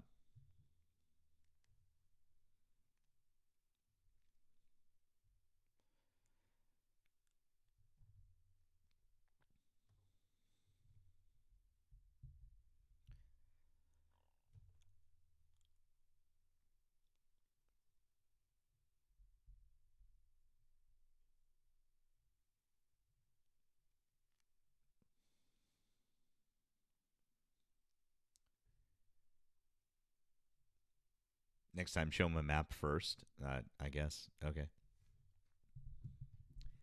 I just think it's funny that he brought that up because it literally proves the whole point.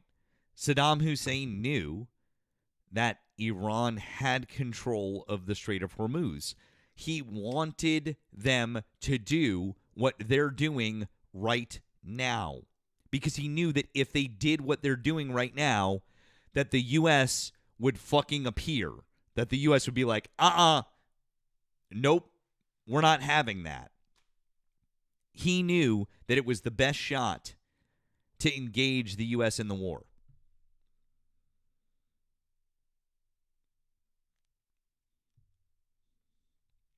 Yeah.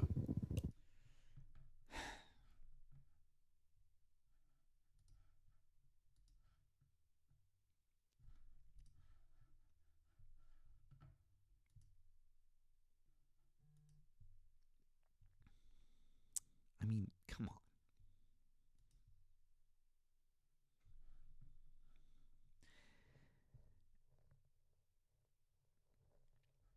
Also, I needed to look this up. On July 3rd, 1988, 290 people were killed when an Iran Air Airbus A300 was shot down over the strait by a U.S. Navy-guided missile when it was wrongly identified as a jet fighter.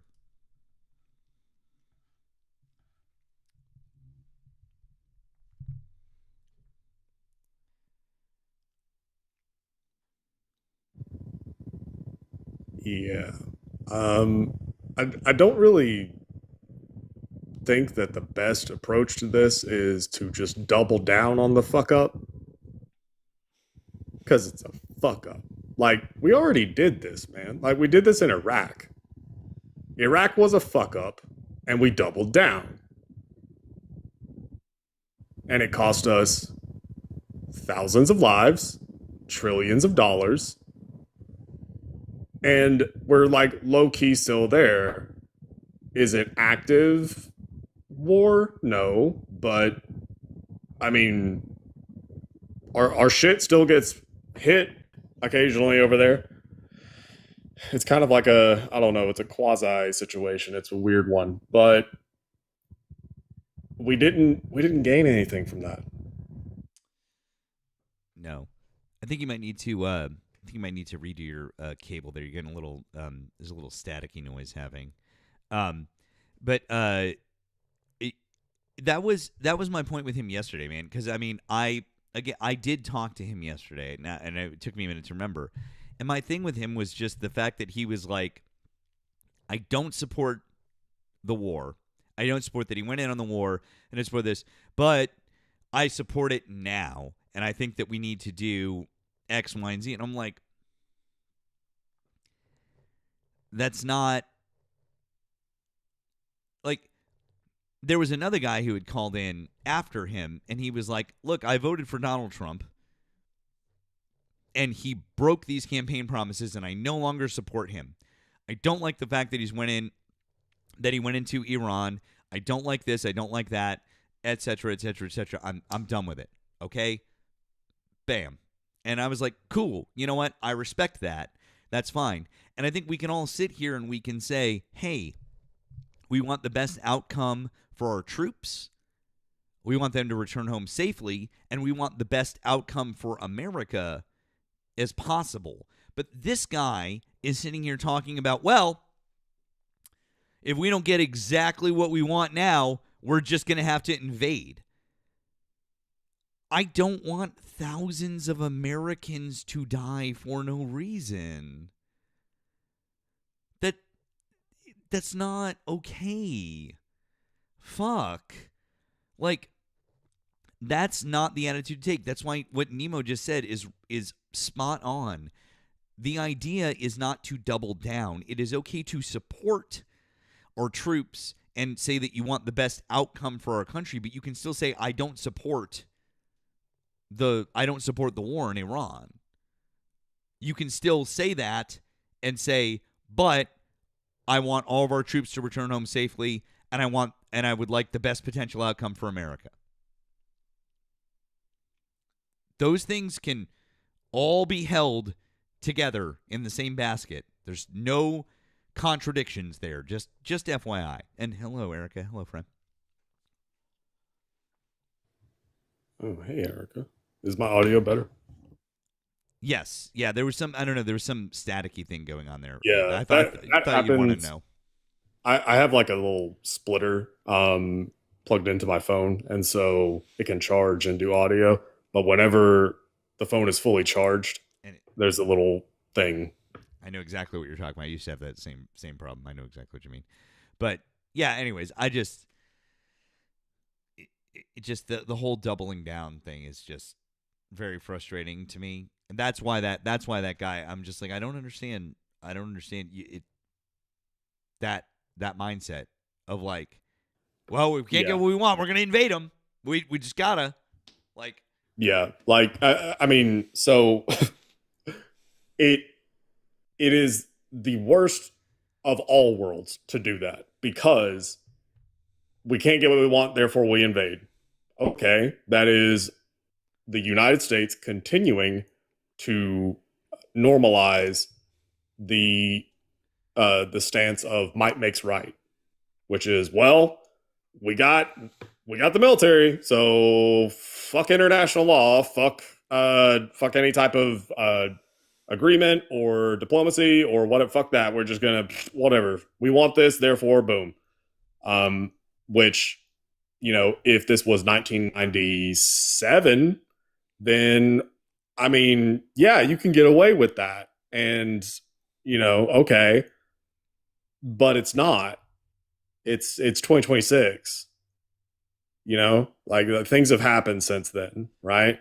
China was not as much of a presence as they are now, and Russia was still trying to, I don't know, rebuild post-Soviet Union. So, and I mean, like, Russia is still kind of just whatever, they're not that important, but China is very much that. And so Russia has been doing that shit in Ukraine, and they were doing it in Georgia before that, and Chechnya before that.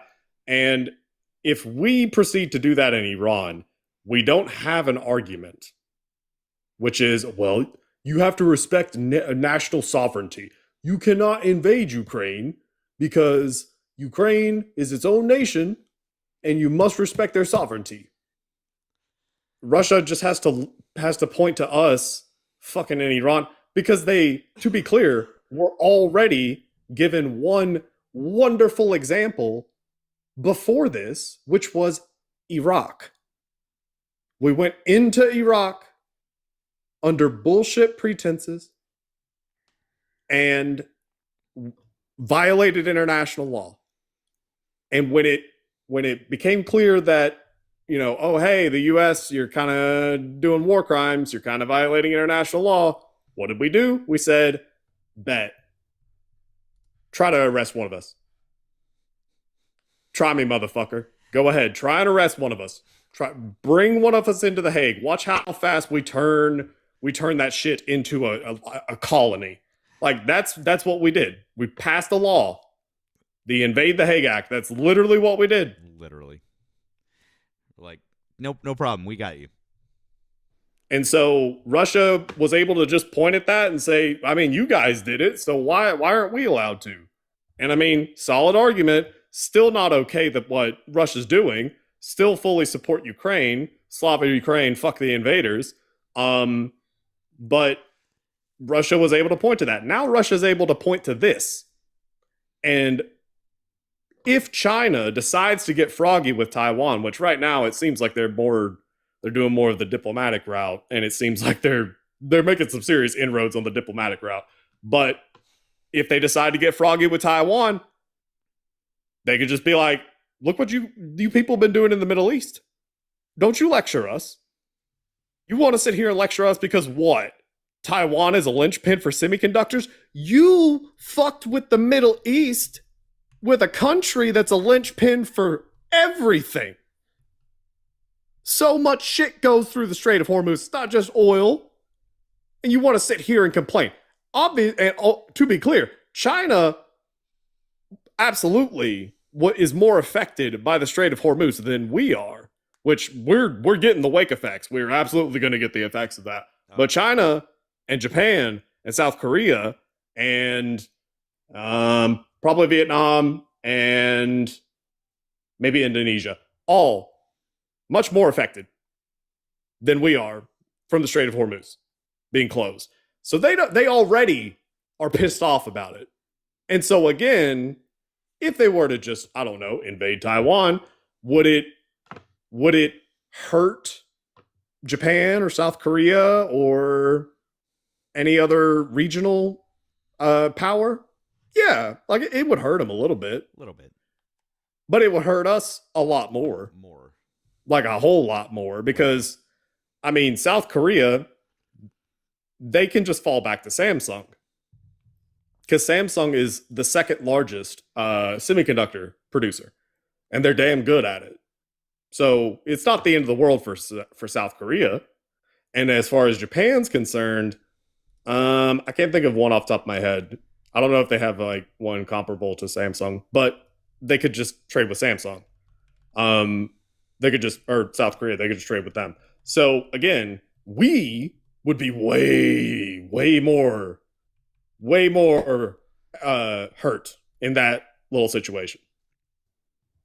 Oh, actually, they have a couple. They have Tokyo Electron, Advantest, Shinetsu, and Screen Holding. They actually have a couple big ones.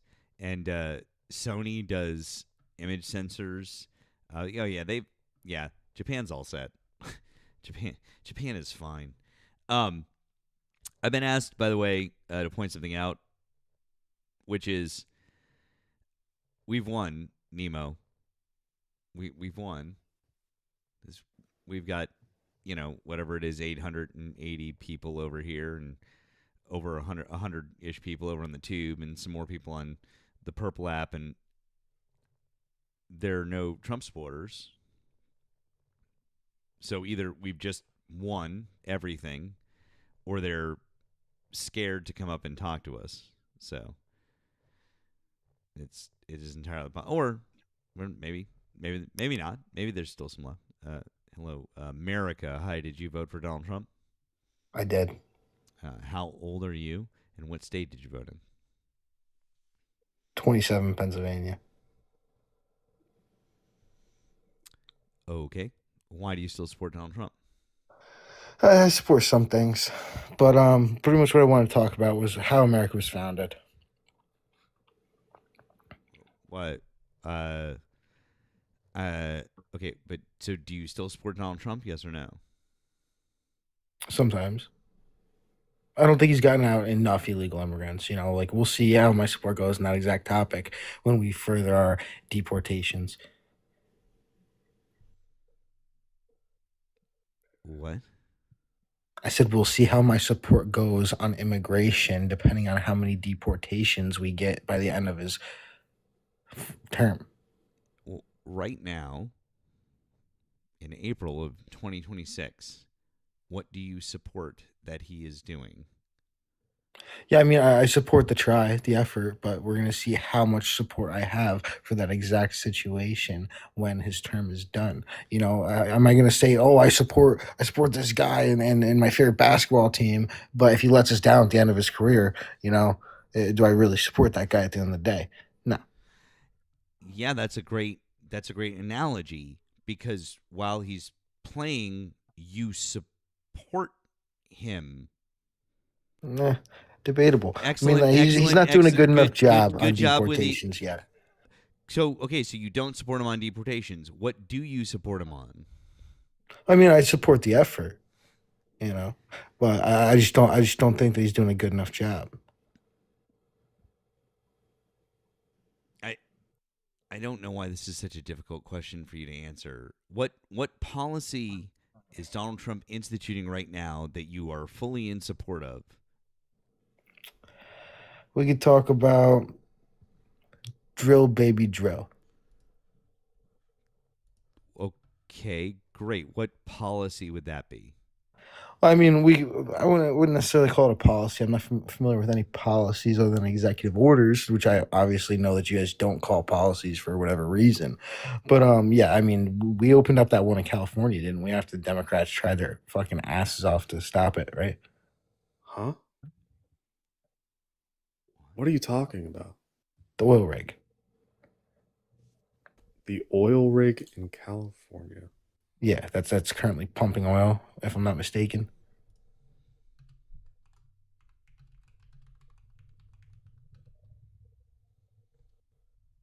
Or off the shore of California.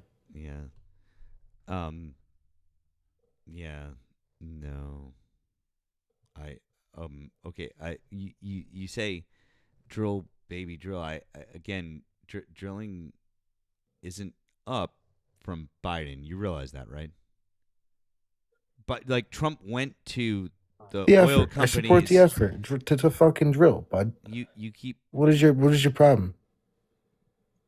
you keep saying that you support like an effort, but nothing is actually happening. What is he? Yeah, because there's so many fucking Democrats trying to fucking fight him every chance they get. Trump You know, has we're the also House involved in the and middle the of a war. Senate, and We're he has involved in the middle of a war. Donald Trump has the House and the Senate, and he has a majority in the Supreme Court, dude. The fuck are you talking about? If Donald Trump could get 7 Democrats, if he was any sort of fucking negotiator, if he had any skills whatsoever as a deal maker, if he could get 7 people, and by the way, I say 7 people, he's already got fucking Fetterman. Like, quite frankly, it's really just 6 at this point. If he can get 6 people to go along with something, he could pass major legislation. Why does he suck so bad at making deals or negotiating? I mean, he's just really great at pissing off Democrats. It's beautiful, honestly. So you like that more than making legislation that would help Americans? Oh, I definitely support how much he pisses off the Democrats. No. Okay, that great, cool. You own the libs, awesome. But the question I'm asking you is, that's more important to you than passing legislation that helps Americans?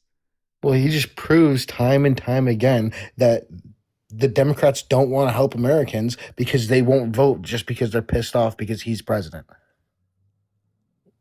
How? Wait, no. How? Can you explain how Democrats don't want to help Americans? Sure. Yeah, we can talk about what was that thing? The national rally that they had or whatever it's called, where none of the Democrats would stand up for like the veterans that came into the building. Democrats don't even support veterans anymore. Come on, you guys are fucking egregious, disgusting. Democrats filthy don't support pigs. veterans? No, they wouldn't stand for any. Well, the Democrats in Congress wouldn't even stand for the veterans. Donald Trump has described veterans as suckers and losers. Donald Trump cut the VA, which meant that he was firing tens of thousands of veterans. and also Donald Trump has made fun of the service of veterans. We had to cut everything because the billions John of dollars you guys McCain, put into John California's McCain, whom he homeless problem described that has as. grown. I'm sorry, you're now speaking over me, and I'm pointing out all the things that Democrats do that demonstrates that they do care about veterans. We had to cut all the funding to all your guys' bullshit social you're all programs. good. You're all good with fucking over veterans. No, we had to cut so much funding because of all the fraud that Democrats are involved in. Oh, that is okay. now So you're cool with firing veterans, is what you're saying? No. I'm cool with cracking down on fraud. Oh, okay. What fraud was occurring in the VA that merited firing tens of thousands of veterans? I don't know, but I know that some of the money that could have been spent. Well, I'm sorry. Hold on a second. That's important. That's important. Let me finish my statement. What I'm saying is that there's so much fraud going on that we had to cut back on resources and other fundings because there was so much fraudulent money spent by the Democrats. Let's say in Minneapolis for the illegal Muslim population, and in California for the.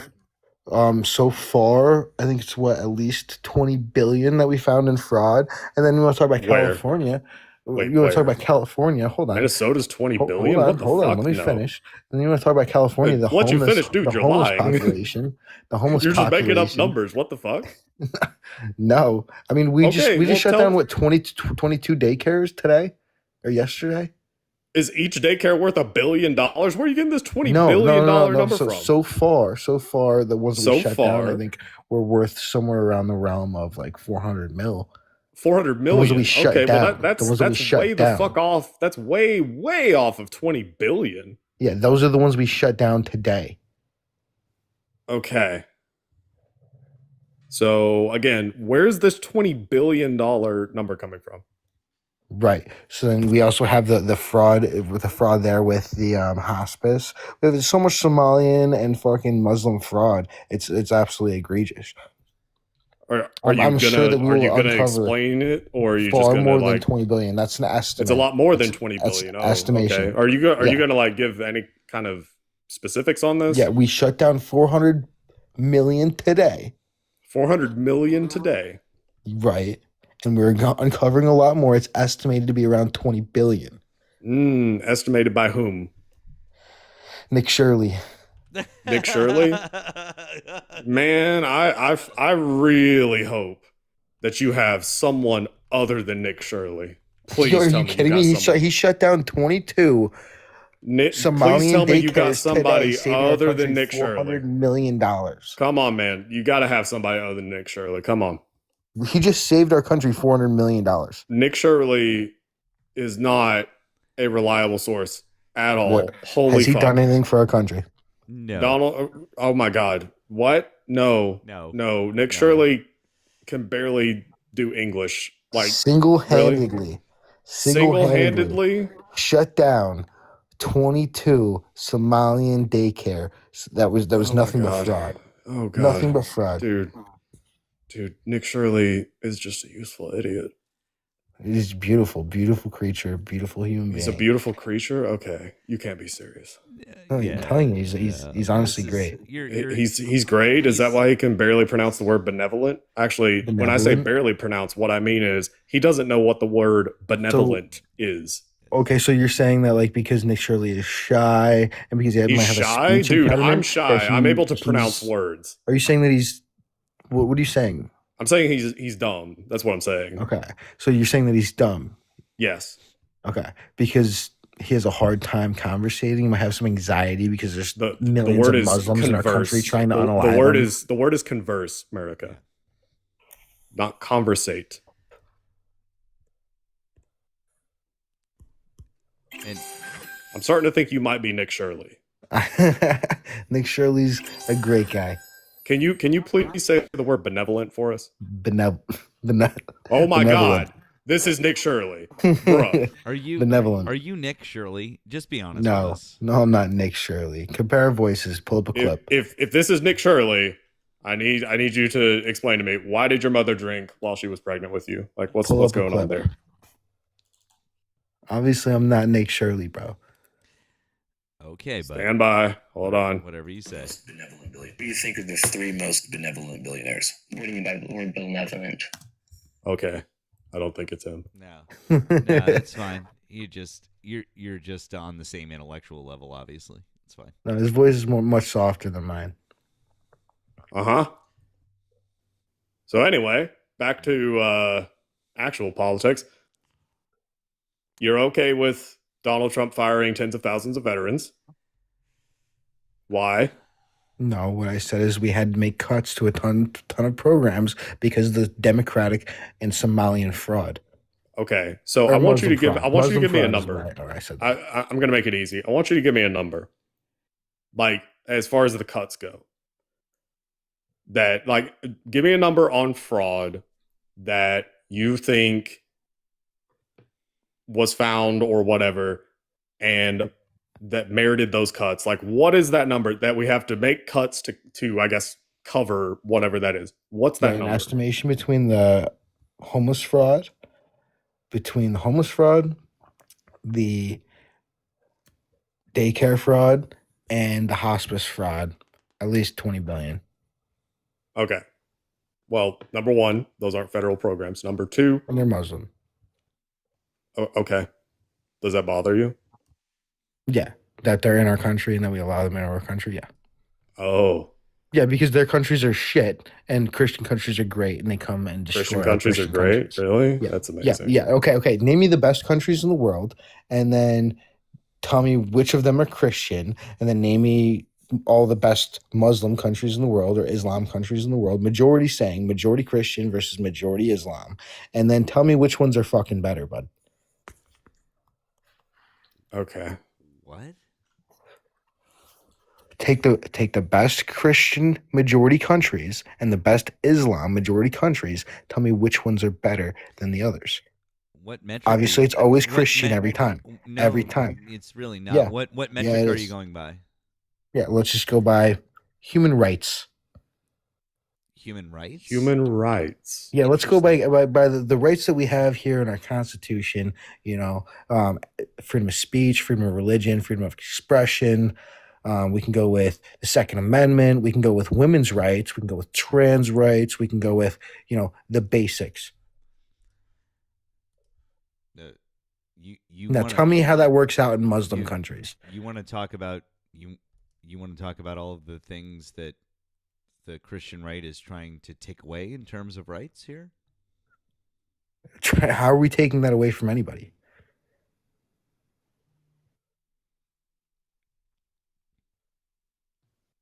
Wait, say that again slowly.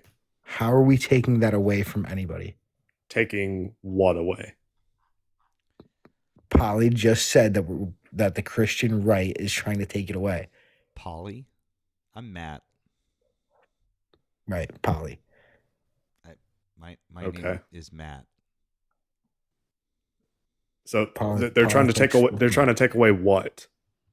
I don't know. That's what Matt said. Jesus Christ. Okay, this guy is fucking Matt said slow. that they're trying to take away Okay, Matt. freedom of Matt, speech, what- freedom of expression, freedom of Thank religion. you. That's what I was asking. Okay, Is the what, Second like, Amendment. what are they trying to the take Second away? Amendment, women's rights, and trans rights. Okay, and then you rebutted with what?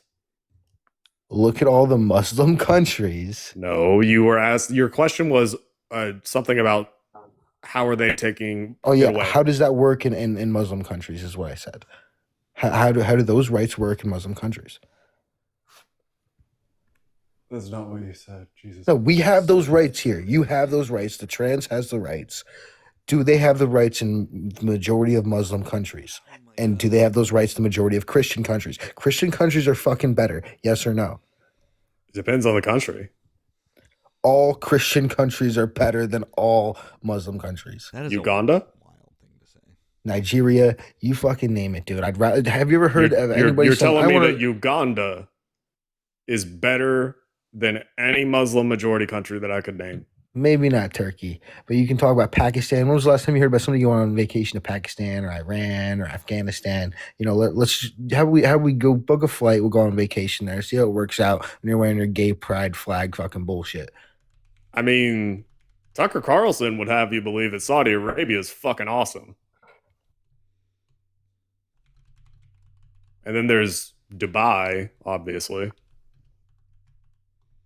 Yeah, Dubai is Dubai. How do women's Yeah, rights work it's there? Muslim majority. Yeah, right. So how does gay trans and women's rights work in Dubai? Oh, dude, fuck if I know. I, I'm I, just saying, like, compared to Not too hot, Uganda, buddy. it's gonna be better. Not too hot. I'm just a little bit confused. You just seem to be like super conveniently ignoring like the immense history of the Middle East and all of the various things that you wouldn't have if it wasn't for all of those people. You seem to be incredibly uneducated, much like Nick Shirley is in everything historical related. Like you probably have no idea what you got from the Middle East, do you? Say that last phrase one more time for me. Do you need me to say it slower? No, something distracted me.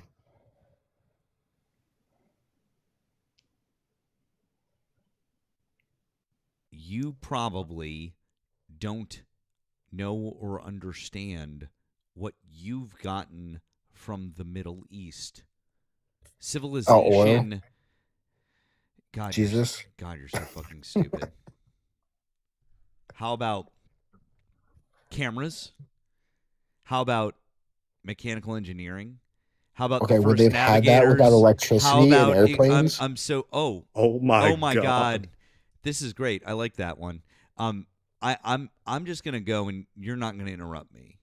How about the first surgeons were in the Middle East? The first hospitals were in the Middle East. Chemistry was invented in the Middle East. The numbers and the letters that we are using right now were invented in the Middle East. That's why they call them Arabic numerals. And the letters that you see here were invented by the Phoenicians. That's why they call it phonetics. And by the way, those would be my people here. You can thank Middle Easterners for coffee, for soap. Okay, just FYI, they were the first people to ensure systems of banking. They were some of the oldest universities in the world. And oh, by the way, when I was talking about Arabic numerals, they invented math. I don't think that you understand when you say things like they're worse countries or they're better countries. You seem to lack historical context because if I was going to pick a place to live, I would much rather have lived in the Middle East than in Europe for a very, very, very long time. In fact, the problem in the Middle East is that the Europeans showed up. That was the problem.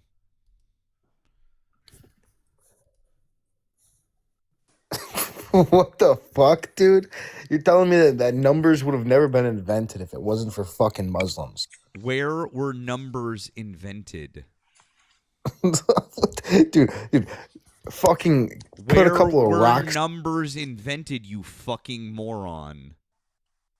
You're a fucking moron, dude. No, I'm not. Why do we call them Arabic numerals, you fucking idiot? They tell me that nobody else had a number system. They didn't have one like that, and they didn't have math. They didn't have algebra. It was literally invented there. If Muslims never existed, we would be fine. I didn't say just Muslims. I said all Middle Eastern people. You have to give credit to all of them. Yeah, and I'm talking about Muslims. Cool. Yeah, you might want to look up Golden Age of Islam. Yeah, bud. Hi, Erika. How are you? Hello. Hi. Hey, Nemo. What's up? So I thought you guys were going to go a different route and you didn't go that route, but I like this one too. Of course he ran.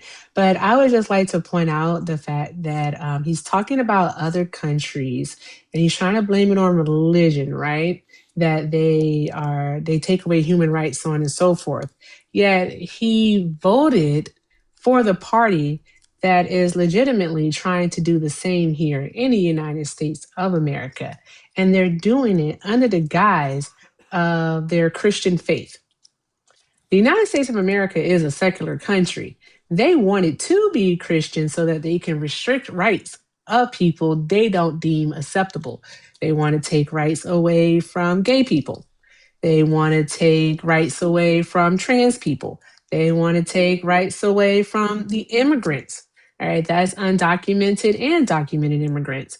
All right, so like, oh, and then we don't have to go into the whole race thing, but yeah, they want to take basically rights away from anyone that isn't white and Protestant. All right, so with that being said, like, why be such a hypocrite? Oh yeah, and women too. Well, we already knew that because they want to take rights away from women too. So why be such a hypocrite? Seriously. All right. But he ran, he skedaddled because he's a bitch. I'm about bye. Bye. Yeah. All right. Bye, Erica. Yeah, with regards to the women, the most egregious one I can think of outside of, I mean, obviously the right to their own bodies, is the right to vote. Which, you know, if you think I'm exaggerating, again, listen closely. I will defend life before suffrage because a vote used to represent the family. When we were a culture that really valued family and really understood the natural order that God intended, man serving God, woman following man who serves God, man and woman developing and nurturing children. You only needed one vote per household because that vote was about the entire family, as they have destroyed our family structure and made this all an individual pursuit. That was Jason Whitlock. I guess he's like a sports caster person. I don't know who this guy is. But anyway, Jason Whitlock was giving a speech at a little event that was hosted by Turning Point USA. This man was on stage giving a speech about how he thinks we should go back to life before women could vote because something God. Something God. Of course. Hey. How you doing? Lala, hi. Did you vote for Donald Trump? Only if I would have eaten my mom's ashes. I would have, yeah. Okay. Well, that's good. But we're just looking to talk to Trump supporters. We appreciate you, though, friend. Okay. Hope you have a good one. No. Say.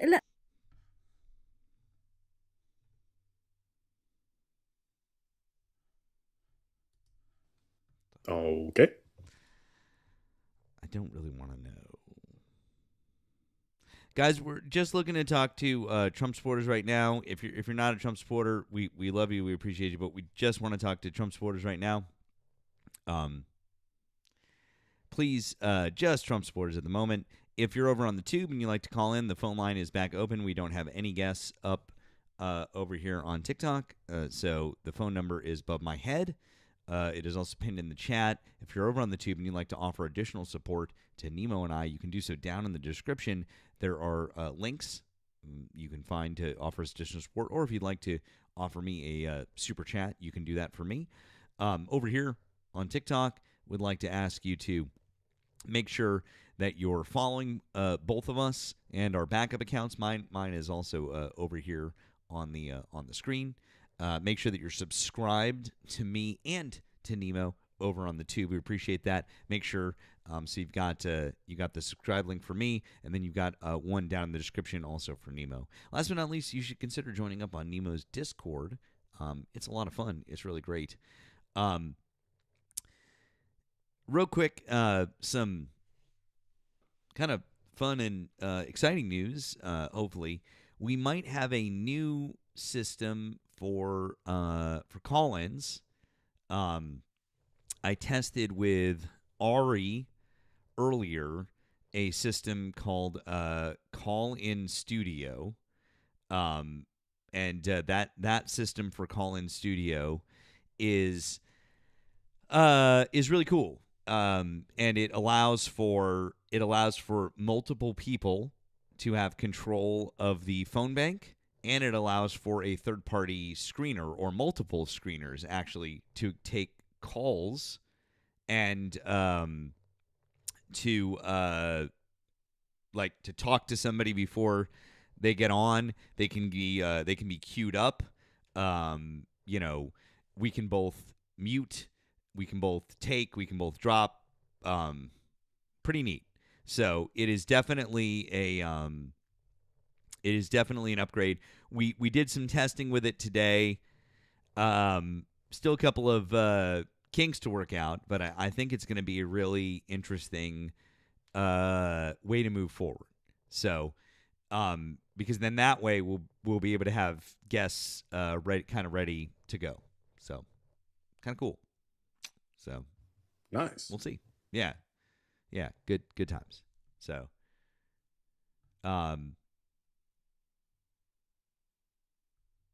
yeah. Let's see here. All right. Let's see if we got maybe Trump supporter.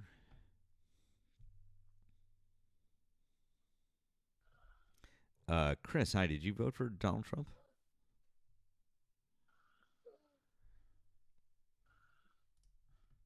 Okay.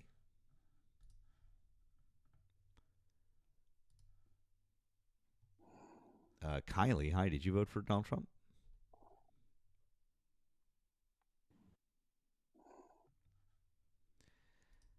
Cool. Okay. Yeah, there's some friendly guys. We got close to 1,000 people over here on TikTok. 100 more over on the Tube. A couple more over on the Purpley app. If you voted for Donald Trump, we would like to talk to you. If you still support Donald Trump, we'd like to talk to you. So, yeah, come on over. And, talk to us. Lots of breathers tonight. Yeah, lots and lots of real breathers for sure. But like I was saying earlier, Nemo, I don't know. I think we won. I think this is like we take the victory lap now. It's because just I mean, they're scared. It's pretty funny. I don't think so. I mean, it is hard to defend Trump at this point. They do seem to be retreating to the, well, I don't support everything that he does, or he was the best option. Not who I prefer, but he was best.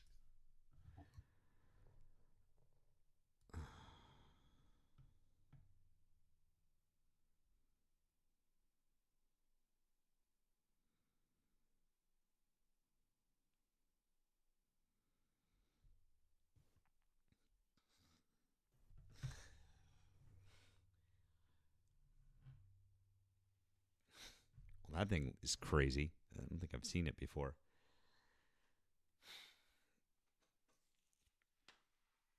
Oh, that's okay, Dot. No worries. I kind of figured out with the background noise. Maybe you were friendly, so it's all good.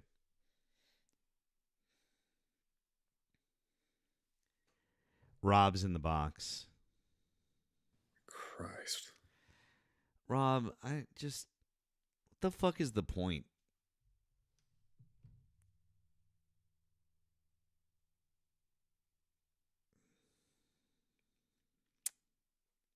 Why? Just why? Yeah, see, look, the chat doesn't. They don't want you to come up. Do we have any other ops who want to come up and talk or call in? You can call in from the Tube.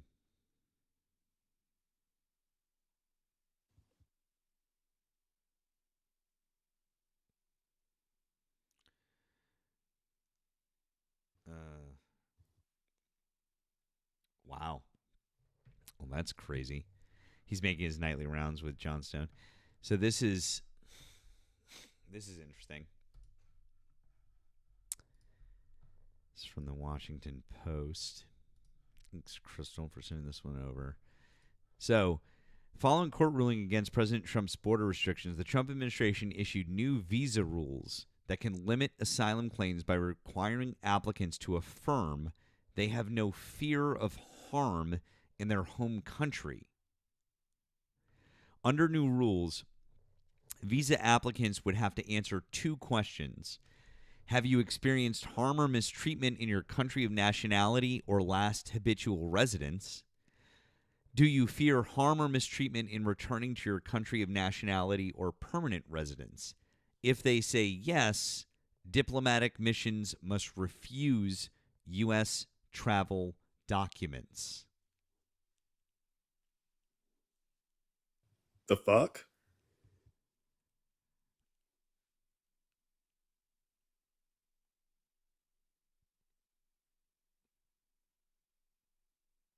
I also saw there was, let me see if I can pull that headline because I saw this earlier.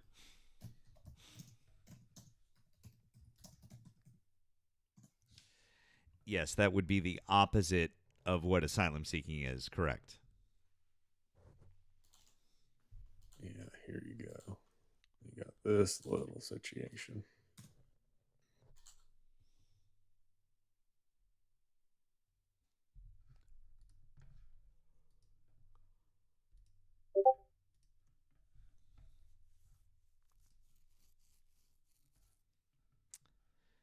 Oh, really? Okay.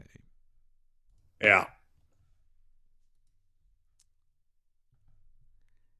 If you guys can't read the headline, it says U.S. reportedly denying green cards over anti-Israel social media posts. Immigration agents told to look out for support for, quote, anti-Semitic terrorism, ideologies or groups, or participation in anti-Israel campus protests, New York Times reports.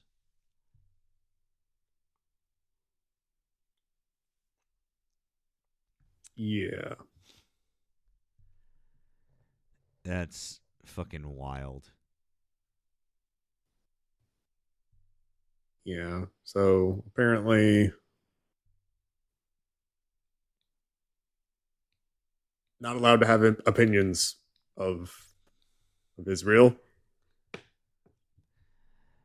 One example cited as potential grounds to reject an application was a mock-up of a social media post demanding to, quote, stop Israeli terror in Palestine. Another showed a map of Israel with the country's name crossed out and replaced with Palestine, while another said Israelis should, quote, taste what people in Gaza are tasting, end quote. What the fuck? That doesn't make any sense whatsoever. So Yeah. There's this one guy, I won't mention his name. He's the creator on YouTube. I've been watching some of his stuff and I don't know, I'm kind of ambivalent on him, but one phrase that he uses that I like is referring to Israel as our greatest ally. And I mean, it's true, right? Israel is our greatest ally in the worst possible way. They're not great, but they are absolutely, they occupy a very special area that no other country occupies when it comes to how we treat them. yeah, not at all. Hey Jacob, how are you? Do you have a thought on that? Dude, it just blows my mind. Seriously, I always say this, but we're having Watergate level scandals every week. I mean, there's that, and then there's also the James Comey indictment, which is fucking crazy. I don't know if you guys have seen that, but that's kind of what I originally requested for. Yeah, I mean, I also think, Nemo, I think the better word is a parasite. I think that Israel is a parasite that is hooked onto the U.S. And just takes, and hasn't given anything to us in the past 25 years. And the only way to make them not a parasite is for us to have an Oslo Accords type agreement. Honestly. it disgusts me, the toxic relationship that we have um with Israel, not, and more specifically the Likud party, because I feel like the Likud party is way more parasitic and way worse compared to like the Israeli government as a whole, or Israeli politics as a whole, right? I think that can be changed. But as of right now, I think it's a parasitic relationship, and parasites are always smaller, right? Parasites, they're not the ones with the power, but however they pull energy from you. So what we need to do is we need to change the parasite.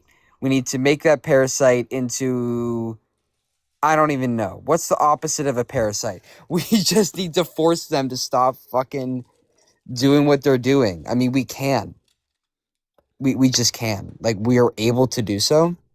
And I've said this before, this needs to be a Democratic Party platform. And we're close. I mean, 40 Democrats voted against, get sending arms to Israel, right? And I think that says a lot.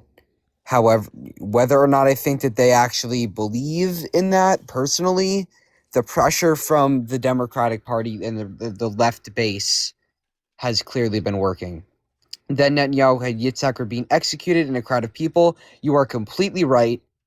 And I've said this before and I'll say it again. Bibi is responsible for the demise of Yitzhak Rabin, who is quite possibly the greatest Israeli prime minister that they never truly had, and it is truly a tragedy that happened. It always makes me so sad. Yeah, I mean that was for sure probably the true end point of the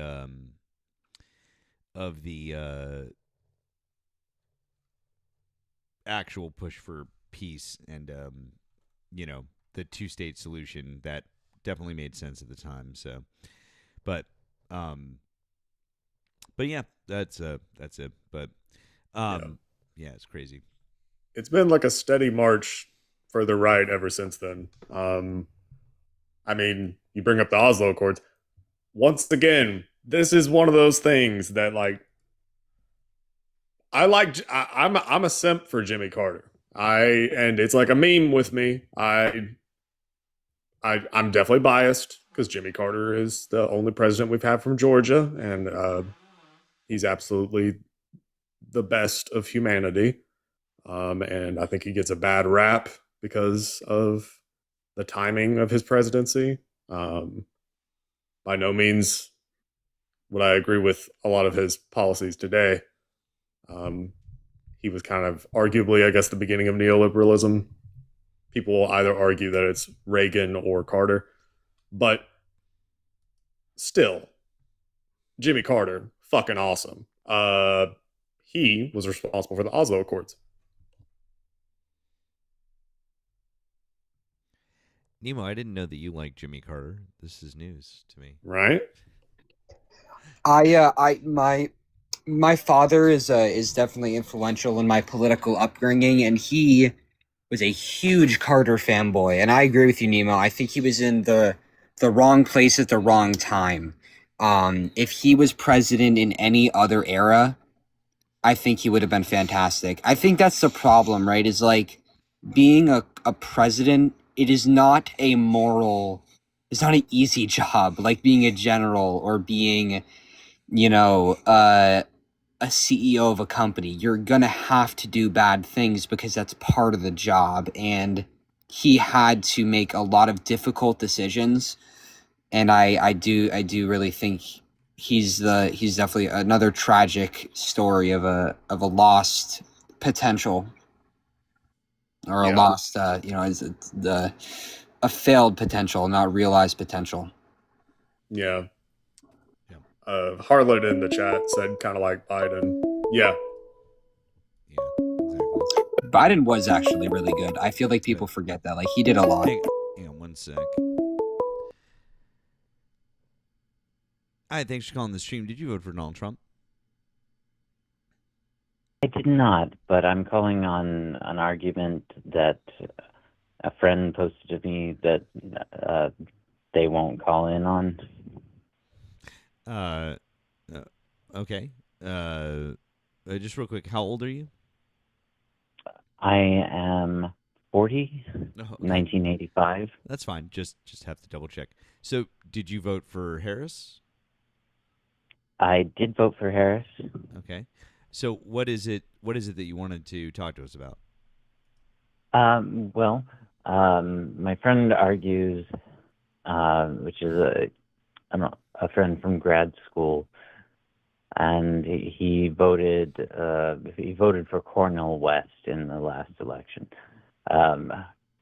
He argues that Iraq is doing better because of what happened in the Iraq War, and that the Iranian people, as well as the Venezuelan people, actually wanted us to invade. And I wanted to bring that up and hear some takes on that.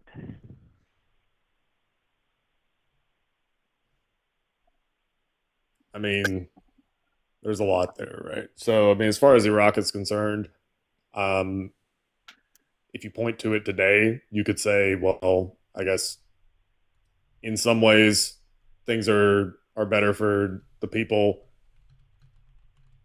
The question becomes, at what cost?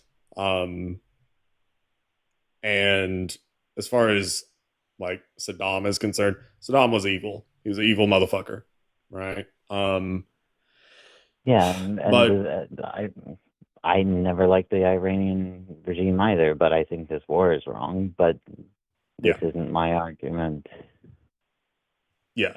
So, I mean, it ultimately comes down to, do the ends justify the means? Can we, or should we play the world police thing on the promise that, oh, hey, whatever country we are destroying will be better off 20 years later, which, that's not a guarantee, right? And we have done this before. So, I mean, we literally did it in Iran before. But that's good. And that's the question. Is it like, why, even if that is the reason, why not give that reason?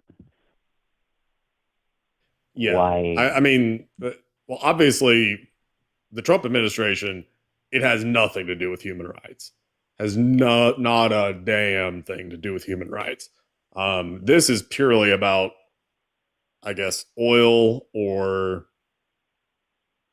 I mean, probably some. I mean, actually, definitely some conversations that were had from specific individuals in the Israeli government. So Netanyahu being one, Miriam Adelson being another. Miriam Adelson gave Trump $100 million in his first term. So that is probably what's prompting us to do this now. And it has nothing to do with human rights, because the argument from the right wing is going to be, oh, hey, well, Iran oppresses women. Yes, they absolutely do oppress women. It should be noted that after the protests in 2022, which that was after Masa Amini was unalived because her hair was visible. After those protests, the RGC kind of chilled the fuck out on the whole morality police thing. But nonetheless, not great there when it comes to women's rights. But the same thing is true in Saudi Arabia and Pakistan. And we're super cushy with them. So Yeah, this idea that it's other about human places that rights don't is have oil. sorry, good. Oh, I said in multiple other places that don't have oil. Yeah. So the idea that it's about human rights is just, it's BS, right? As for like your friend's argument that, well, Iraq is better off today. I mean, again, the ripple effects of that are something that we cannot predict. Regime change is one of those things that it is inherently unpredictable, and we haven't been that great at it. Like if you look at history, we have a pretty shitty track record when it comes to regime change. Like anybody who's arguing for regime change, they're going to point to Germany, Japan, and maybe Panama and Panama is like the only regime change war you could argue was successful. Yeah. However, like the cost of it is different. I also would say like the Panamanians wanted him out. It was not an entrenched regime. That's I think the biggest thing is like when we do regime change against entrenched long-term regimes, it is significantly different. Right, and that's what I'll say about Panama, and also like Japan and Germany. I wouldn't even call like regime change wars. Yeah. Obviously, like with Japan and Germany, like that is so outside of like a modern conflict and so outside of what would be considered regime change war. But the right wing will point to those as examples of, oh yeah, but America created a government in those countries after we bombed the fuck out of them. I mean, yeah, okay. And I mean, as far as Japan, Japan, it was a bit easier. Germany, that was a much more fraught situation. Like, yeah, we created a government, but also Germany remained divided until the end of the Cold War. Like, it was East and West Germany. Like, that's not exactly a successful regime change. So yeah, I mean, to your friend who voted for Cornel West, I mean, I don't know the logic behind voting for Cornel West. Like, Cornel West is a great dude and all. Voting for him is just kind of, I mean, and this last election that's kind of silly. But to your friend, the argument that, hey, Iraq is doing better, the argument is at what cost, and is it our job to be the world police when it comes to whatever nation? And if it is, why have we failed to do so in Saudi Arabia, Pakistan, or I mean lots of other places? Like Yeah, we just that's what we conveniently ignore it, And yeah, I try to say I'm not as poignant of a debater. Are you Especially with- looking for talking points to like talk with your friend about this, or are you kind of just Yeah, like a little bit. I'm looking for talking points. I'm like some of the points he was making. Just there's a lot of talking over. But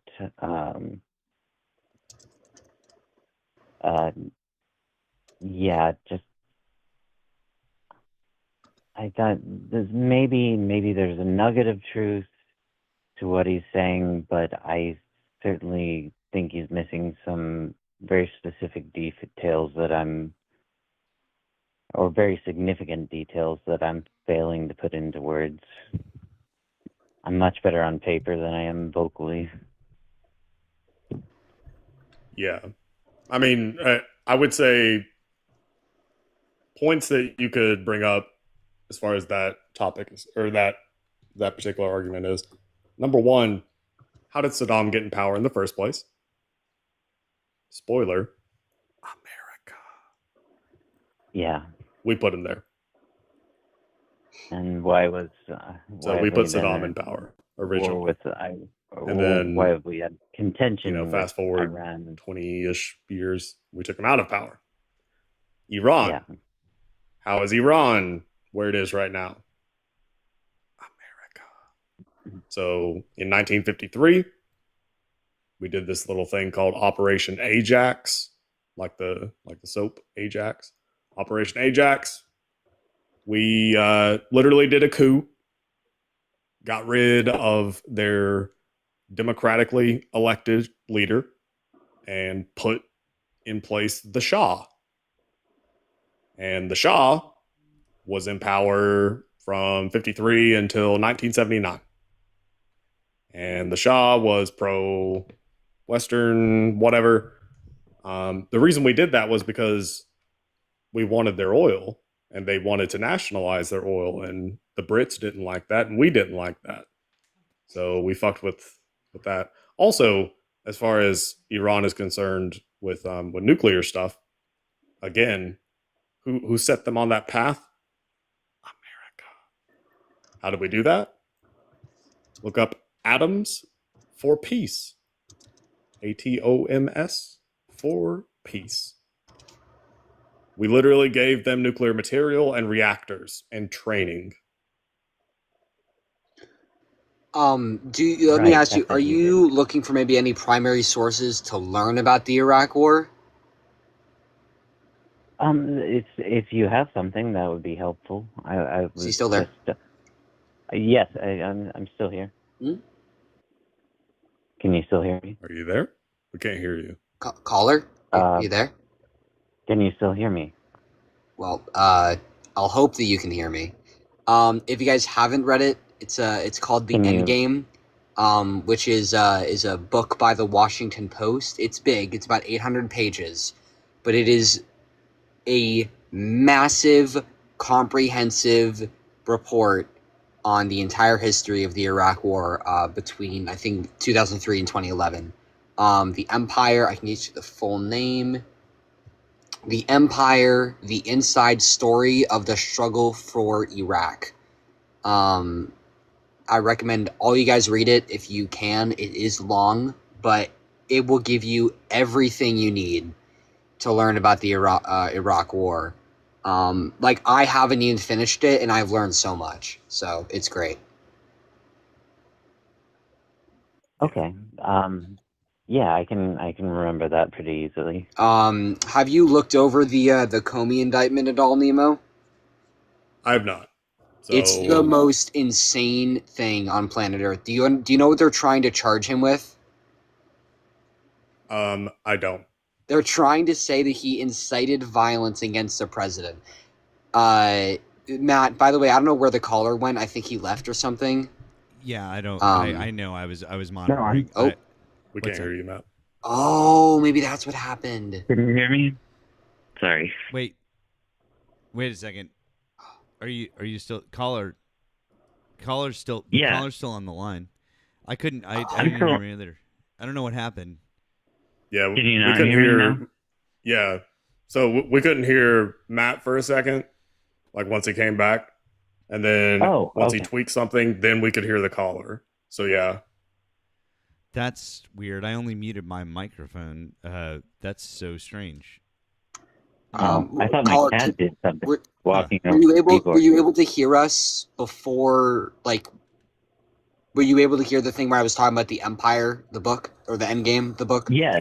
I heard everything you said. Jeez. Okay. That's so weird. Weird. I'm sorry. I don't know what happened there. That must have been a little strange. Sorry about that. I guess something happened on YouTube. Could hear everyone, but TikTok couldn't. I don't know what happened. Sorry about that. Sorry, YouTube. Sorry. Anyways, apologies, but caller is still here. So. Yeah, I know I recommended that book. Definitely check it out. Obviously not necessary. That's just like a suggestion for a single source that you can get that will like teach you a comprehensive talking points against and for the Iraq War. I would consider it. It's definitely like level-handed. It's factual, but the facts obviously are against the Iraq War, right? So like that's. I definitely recommend reading it if you get a chance if you're a reader. But that's it's a great book. So, but I am, and I'm literally speaking about the roommate I had in grad school, we're both in we both have literary degrees. Huh. Okay, so and it I works know I out probably then. sound a little younger than I am, but yeah, I also wanted to sort of give that perspective on what the self-proclaimed independent non-voter kind of looks like sometimes. Oh, you mean like why he voted for that guy, the 70-year-old dude that you're talking about, the guy he voted for in the 2024 election? Yeah, and saying Kamala would be as bad as Trump, which I don't get where anyone gets that idea. I don't know about you guys, but I think it's a combination of not wanting to do research and then also like not wanting to take a side. Because taking a side can potentially have like you distance yourself from people if you're not able to like have conversations about politics with friends like human beings. It also Yeah, gives you the option to play victim on both sides. yeah, I think, you know, the whole both sides argument is given for a few reasons. One of them being that it's my personal belief that the Republican Party does not have any policy. They're a party of rhetoric. They're a party of culture war bullshit now. And it's hard in the system that we're in to acknowledge that if you're not a Democrat, right? If you're not on the left, it's hard for you to acknowledge that there isn't a place for you in the political system right now. There isn't a place for conservatives. And I also will say this too, like, somebody in the comments mentioned this as well. Some people just claim to be, quote, independent, but then actually support Republicans. Like, they claim to be both sides in order to avoid conflict, and then actually just end up I saying, hear like, that a far lot. right stuff. That might be the situation he's in. But, you know, I think that, you know, that could definitely be another possibility there. Oh yeah, his claim is that that the left scares him and treats him as a pariah, and then he goes over to the right, and the right scares him and treats him as a pariah. So that's what I meant by both sides of having victim complex on both sides. Yeah, maybe he's just a victim person. That just might be just what he wants to do, is like victimize himself all the time. And it's hard to think of that with someone that, like, you've been through higher academia with and known for years. Sorry, I didn't mean to interrupt you, Nemo. Oh no, you're good. I mean, so one thing, it depends on you know, your friend, like his identity. I know that in my case, like, I'm straight cis white dude. Like, I am the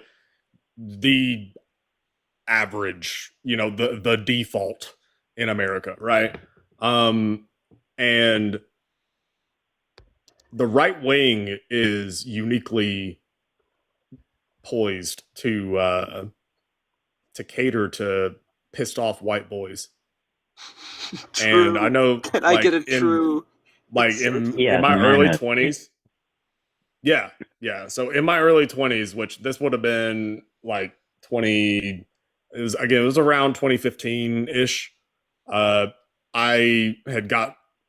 was sucked into like the alt right pipeline, because there's all sorts of different pipelines that exist to get you into the alt right, and it's a insidious thing. It's not a instant process, but it is a steady one, and it's very effective. So, you know, pissed off white boy in my early 20s, fresh out of college, and it's easy to fall into the rhetoric of you know, blaming your problems on something else, right?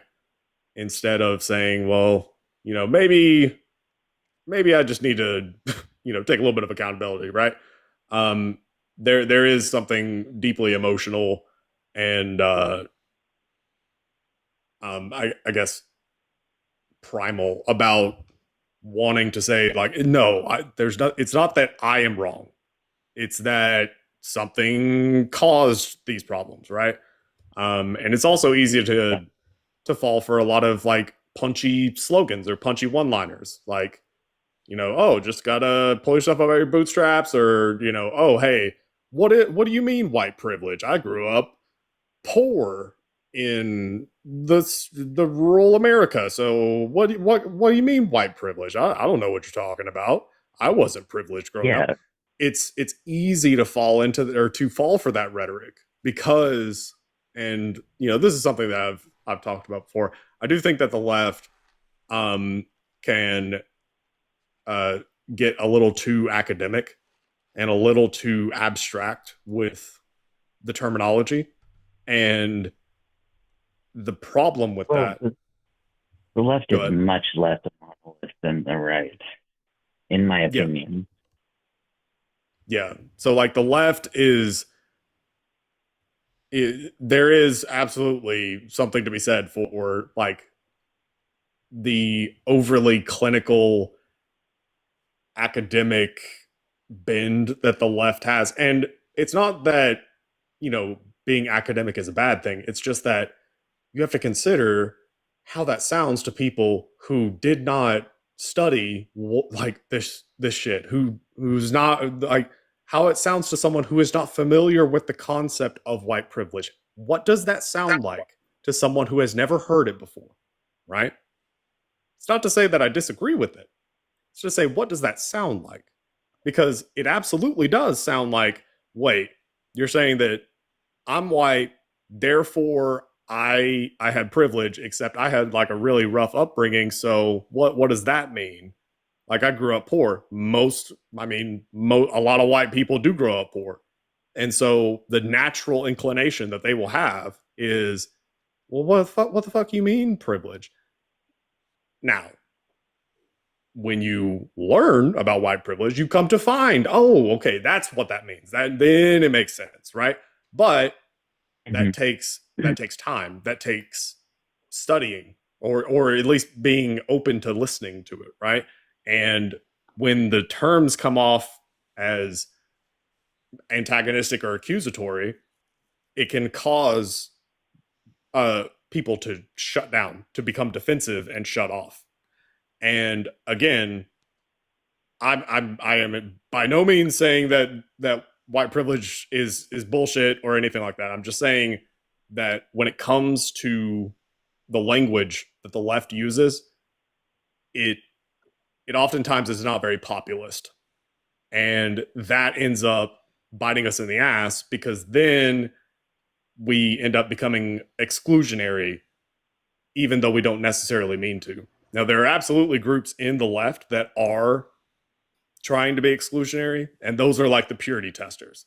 Those are the people who, especially in the far left, who are all about like navel gazing when it comes to socialist theory, and going on and on about like, well, this is what Marx said, and this is what Lenin said, and this is what Trotsky said, and just like going on about the theory. And is theory important? Yes. Is it the end all be all? No. If you only do theory and you start pontificating upon it, you are actually hurting the movement, right? There's a reason that the Communist Manifesto was written in a pretty simple language, and that's because it was meant to be passed out to your average person, right? Like that was the whole idea. And I feel like, unfortunately, the left can get too like isolated from, I guess, normies, so to speak, when it comes to language. Seems a little too convoluted for them. Exactly. Yes. And so it sounds like we're speaking some other language, right? So what Sorry. Go ahead. It's a Babel situation, I guess. And, Some and I, respect. yeah, and I've said this before too. I think the left also has a slogan issue. Right? Like, I think that's a huge issue too. And you get heat on the left. I'll be honest. Like, I've gotten heat, for a lot of things. We say abolish ICE. A lot of us progressives on the left. To somebody like that's, if you say abolish ICE flat and don't explain, I want an immigration enforcement agency. I just don't want it to be the ones with Nazis in it. That I shouldn't have to say that full sentence for somebody to understand my point of view. So, like, this is why I prefer Tallarico's phrase of not left or right, up and down, because that very clearly states your goal in a simple, quick fashion.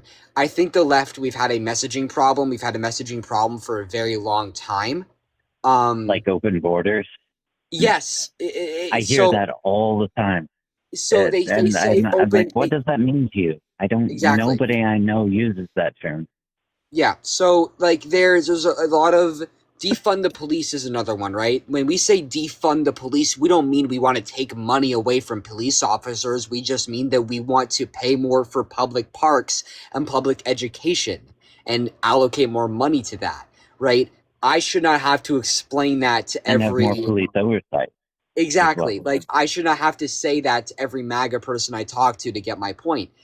And I think that's a problem that we need to acknowledge. We need to acknowledge the fact that the left has a lot of issues that we do need to solve that are internal. I think that a lot of times, especially with this administration, we think of ourselves as superior, which in ways we are, obviously, but it's like the same problem of American exceptionalism. When you think that you're better than everybody else, you choose not to progress.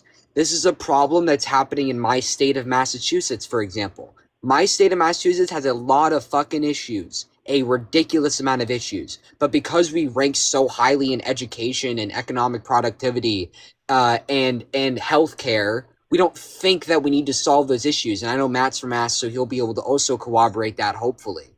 Right? Like, I think that's a problem we need to solve in the left, is realizing we have a messaging problem.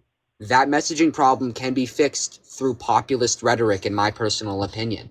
And I think that's why we see people like your friend who think that the left is so evil, because the right is better at messaging and they're able to even out their policy faults with just good messaging. So you think that the left needs better messengers? Yes, we need much better messengers. Significantly. Significantly. That's very significant. Yeah. I'm sorry? Oh, I just said that's very significant to me. Yeah, I mean, I would recommend looking at Tallarico and the way that he speaks. He's running for senator, in Texas. Like, I'm familiar with Tallarico. Yeah, I was for Crockett, I'll admit, but Tallarico. And that's okay. I don't hate you as long as you're that's fine. I understand the Crockett position. So my thing is, like, he was able to reach out to primary constituencies, former Republicans, because we forget Trump was a populist. He ran on the system being broken. He ran on billionaires in the top class gaining money. That is what we need to move towards. Sorry, Matt, were you going to say something? I think Kat Abigazala did well in Illinois, even though she didn't win or run. Daniel Biss did, and he has the same policy platform. So, yeah, I've heard that there's 4 times as many young progressives running right now as is usual. Yeah, the main thing is that the left doesn't have so much of there's a lot of great candidates. There's a lot of great candidates out there, and I do think that, yeah, the messaging thing needs to be tighter and needs to be better. And the time to look inward and the time to do all of those things need to be, after we strongly come together and address the That's current his problem. situation. Yeah, that current situation. So I firmly believe that that's the main thing that needs to happen. So absolutely, there's certainly plenty of time for that. But the moment everyone needs to kind of stand tall and stand together and knock this out. So I was like, whether it was Crockett or Tallarico, everyone needed to get behind one of them. If it was her, if it was him, don't care. Thought they were both incredibly qualified, incredibly talented, and it was like, get behind either of them. That's fine. And we need to be doing the same for other talented Democrats all across this country. Just stand behind them right now and get them into office, because if we don't, then we're going to keep seeing this backsliding. And so, hopefully you can use some of this, when you talk to your friend or talk to other folks who, think and might believe in that same way. So I try to. It helps me a lot. I'm just a neurospicy homeschool kid from Indiana who's traveled the world, and I try my best to communicate, and it's a bit of a challenge in general, but now it's more of a challenge than ever. I mean, I'm on the spectrum myself. Personally, I definitely can struggle with speaking and messaging sometimes. I think it just takes practice. Yeah, very true. But really do appreciate you popping on today, friend. Was there anything else that you wanted to hit on real quick? Because we've had you up for about a half hour. Wanted to try to maybe see if we can get any more debates before we wrapped up. Oh no, you guys gave me a lot more than I was expecting. Thank you very much for your time and for taking my call. It means a lot. And I hope chat enjoyed it, and I hope you guys have a great night. Hope you do too, man. You take care, okay? Good luck. Peace. Take care. Before I head out, somebody wanted me to touch on the Comey indictment a little bit. Would you want me to go into that, or? Real quick, yeah, sure. Real quick, man. Go for it. So people that don't know, Comey was the former FBI director for a span of about 3 months under the first Trump administration. He was fired after refusing to swear loyalty to Donald Trump at a dinner in May of 2016. Now recently, they have filed a indictment against James Comey, stating that he threatened to unalive the president in an Instagram post in which he lined up seashells to say 8647, which people that don't know, 86 in slang means like remove. Doesn't mean like unalive. It means remove or like take away. So they're claiming that that's probable cause and proof that he is essentially was inciting people to unalive the president. Now, we have Supreme Court cases. I have two that I have that are literally like a guy directly said that Obama is going to get a 50 cal to the head, and he didn't even get arrested. But James Comey for this 86 thing is getting indicted. Well, yeah, and of course you've got that, but then you've also got Jack Posobiec saying 8646. So wow. That would be saying the same thing about Joe Biden. So is he going to get arrested? Doubt it, or indicted. So anyways, but yeah, so that's where we're at. I highly doubt that the indictment is gonna hold up. So I'm still blown away on how easy it is to get an indictment from a grand jury. It still blows my mind. So you can indict a ham sandwich. That's the saying. That's the saying. But Jacob, I appreciate you coming up, friend. I hope you have a good rest of your night, whatever it is you're gonna do into the wee hours of the morning here before you inevitably go to sleep. Because I don't know if I will at this point. We'll see. Yeah. All right, you have a good one, friend. We'll talk to you later on. Have a good night. Thank you for having me up. All right, later, man. All right, we appreciate you, Jacob. Thanks. Yeah, that'll be funny, guys. We've got around about 1,100 people here between the apps.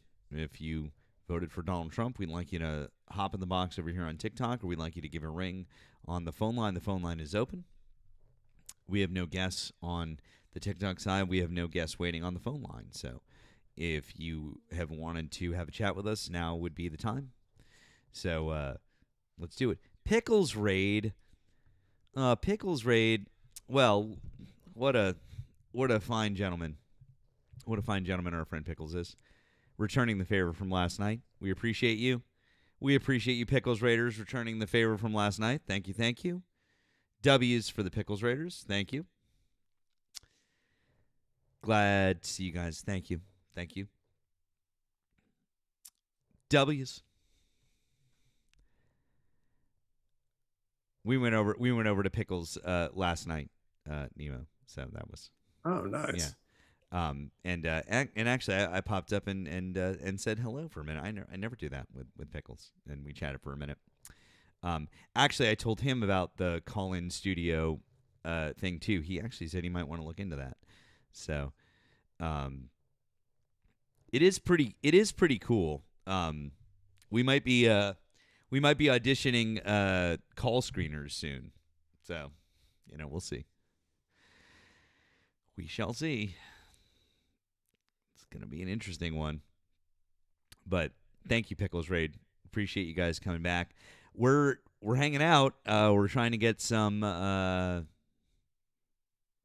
Trump supporters. Like I said, we've got around 1,100 folks between the apps, and wondering why no one's calling in and no one's coming up. I guess it means we won. By the way, Nemo, I don't know if you saw earlier, but Montana rolled through here and said that we were afraid to go debate her one-on-one on her platform. Who is Montana? Oh boy, you ready? I got you. I'm gonna jump scare.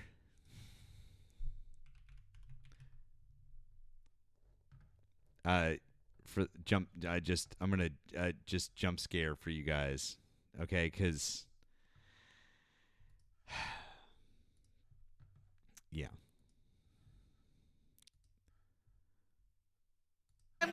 Okay, guys, I'm going to go ahead and interview a friend that I just met where I'm at today. So here we go. I'm going to ask him questions, and then he's going to go ahead and answer them. Are you guys ready? And this is a true patriot that I just met, him and his beautiful wife. So let's go, let's go, let's go. Boop, boop, boop. All right, so first of all, what's your name?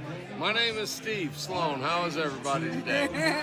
All right, Steve. So tell me, what do you think about this Iranian war that Trump has? Well, I think the only thing that I'm upset about is that we haven't totally blasted them off the planet yet. So we're trying to, and we're doing pretty good. We're making a lot of headway, and I think we're going to continue to make headway, and we're going to end it. We're going to end this ridiculous debacle.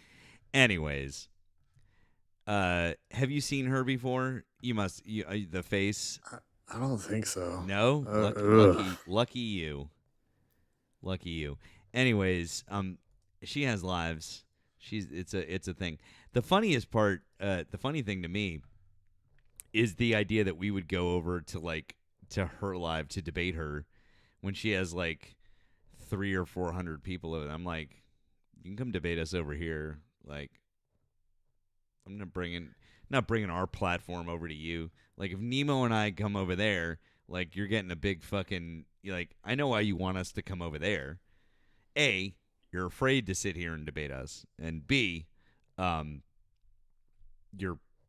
going to get all these people. You know exactly what'll happen. So stop trying to get us to come over to your fucking live.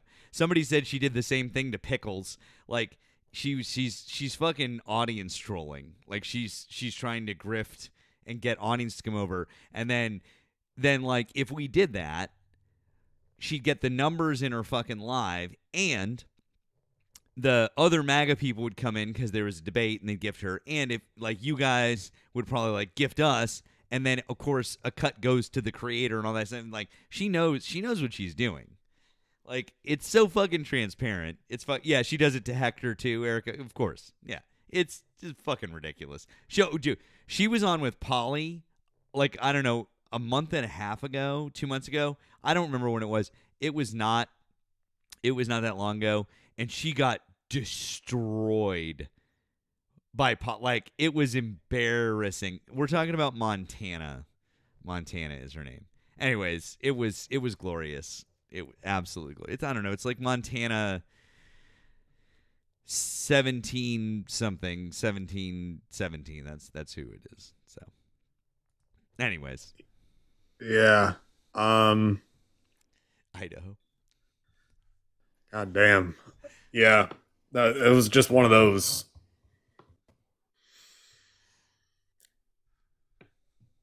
You know how like you can just look at someone and the second they say something, you're just like, oh, you're just loud. Like that's just your personality. You're just loud. It's just who you are. You're loud. Yeah. Johnny made her cry. Goddamn. I could see that. I'm pretty sure that Johnny could make me cry. I'm not going to lie. Like, I would not want to be on Johnny's bad side. I'm pretty sure Johnny could make me cry. Yeah. Yeah. Johnny's good at that type of shit. Yeah. I don't know. I don't know how hard that is. Like, Johnny's, he 100% could do that. Period, or whatever your name. You're not loading. If you're a Trump supporter, we would love for you to come on back up.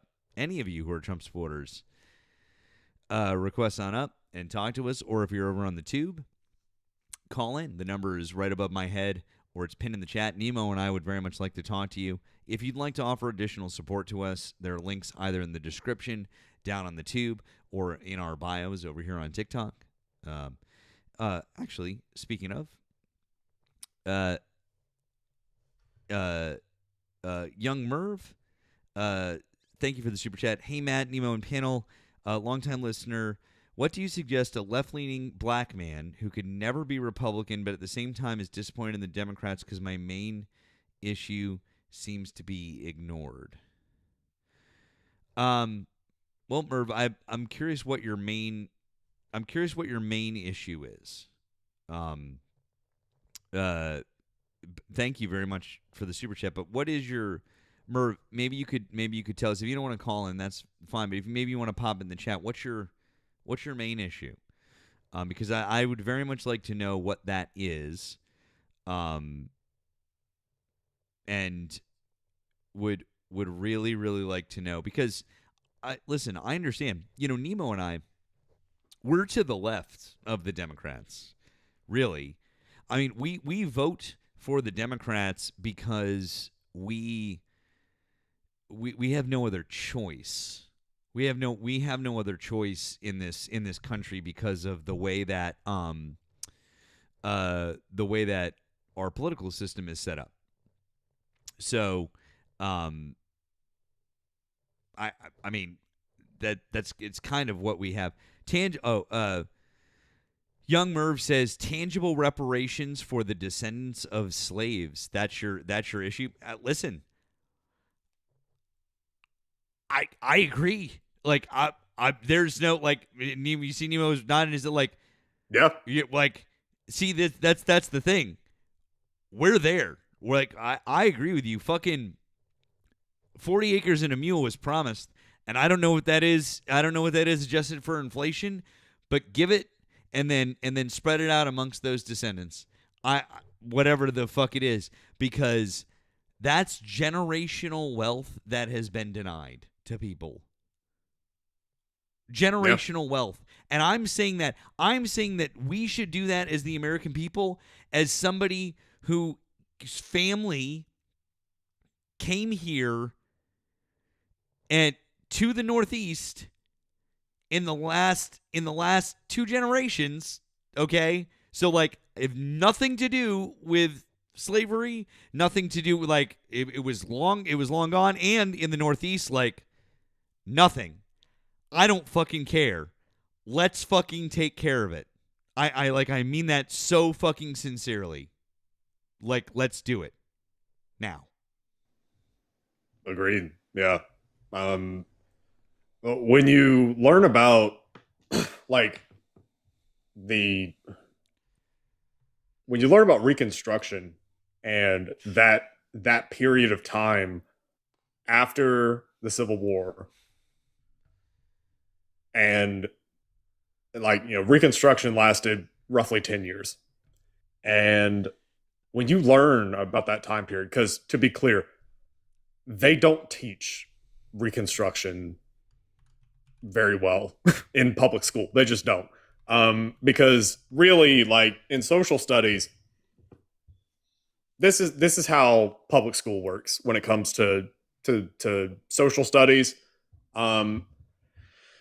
The social studies teacher is probably also the football coach, or he is some type of coach of some kind. And social studies tends to be one of those topics that is, you know, simple enough for the football coach to also do. So that's how that works a lot of the time.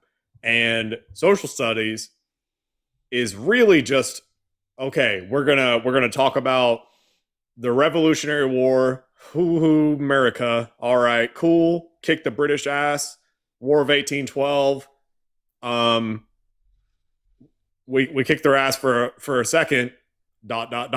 Whatever. It was a draw, but we still won. Also, ignore everything about the War of 1812. Fast forward to some other wars we might talk about. We might talk about some other wars, but we're going to go straight to the Civil War. We're going straight to that one. Oh my God, North and South, blah, blah, blah. Woo, okay. We ended slavery. Abraham Lincoln.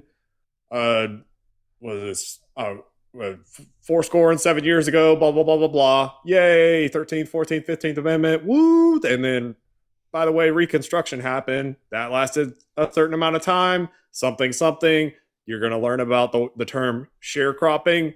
You just have to memorize the definition. We're going to have a quiz on that. Boom. Civil War over. Not going to talk about Reconstruction. Not going to talk about Jim Crow. Not going to talk about black codes. Not going to talk about any of that. We're going straight into what? Texas. Woo! Mexican-American War. Remember the Alamo? Fuck yeah. Woo! Oh my God. Also, Spanish-American War. Woo! Something. Was it the Lusitania? Yeah. Woo! And then we got Puerto Rico. And then, okay, whatever. Something. Now we're talking about World War I. Oh my God! World War I. It's not the one that you're thinking about, but it's the prequel. Dun, dun, dun. World War I. We were in it for just a little bit. Not the whole time. Da da da. Okay. World War I's over. Now the one that everybody cares about. World War II. America. Fuck yeah. That's the end of it. That's the end of social studies. Like there is no talking about Vietnam or Korea or the Cold War or any of it. Nemo, to be fair, a lot of times it would end with Martin Luther King Jr. It would end with like civil rights, and you'd be like, Good point. Everything's fine. Yeah. Martin Luther King, Black Jesus, died for racism. Racism ended when Martin Luther King was unalived. That is the public school bedtime story when it comes to civil rights. Malcolm X will not be mentioned ever in social studies. Malcolm X, who's that? Never heard of that guy. Fred Hampton, what? The Black Panthers, isn't that a comic book? Like, yeah, you will only learn about Martin Luther King Jr. and Rosa Parks. Those are the only civil rights figures that you will hear about. That is all. Yeah. And it's going to be a very sanitized version of them. You will not hear quotes that Martin Luther King said, like, wait for it, and I quote, The vote is the most powerful instrument ever devised by human beings for breaking down injustice and destroying the terrible walls which imprison people because they are different from others. Call it democracy or call it a democratic socialism. But there must be a better distribution of wealth within this country for all God's children. I am much more socialistic in my economic theory than capitalistic. Capitalism has outlived its usefulness. We all too often have socialism for the rich and rugged free market capitalism for the poor. If we are going to achieve a real equality, the US will have to adopt a modified version of socialism. Capitalism does not permit an even flow of economic resources. With this system, a small privileged few are rich beyond conscience, and almost all others are doomed to be poor at some level. So today, capitalism has outlived its usefulness. It has brought about a system that takes necessities from the masses to give luxuries to the classes. Let us be dissatisfied until the tragic walls that separate the outer city of wealth and comfort from the inner city of poverty and despair shall be crushed by the battering rams of the forces of justice. Accumulation of wealth at one pole is at the same time accumulation of misery, agony of toil, slavery, ignorance, brutality, and mental degradation at the opposite pole. Oh, wait, I'm sorry. That last one was Karl Marx.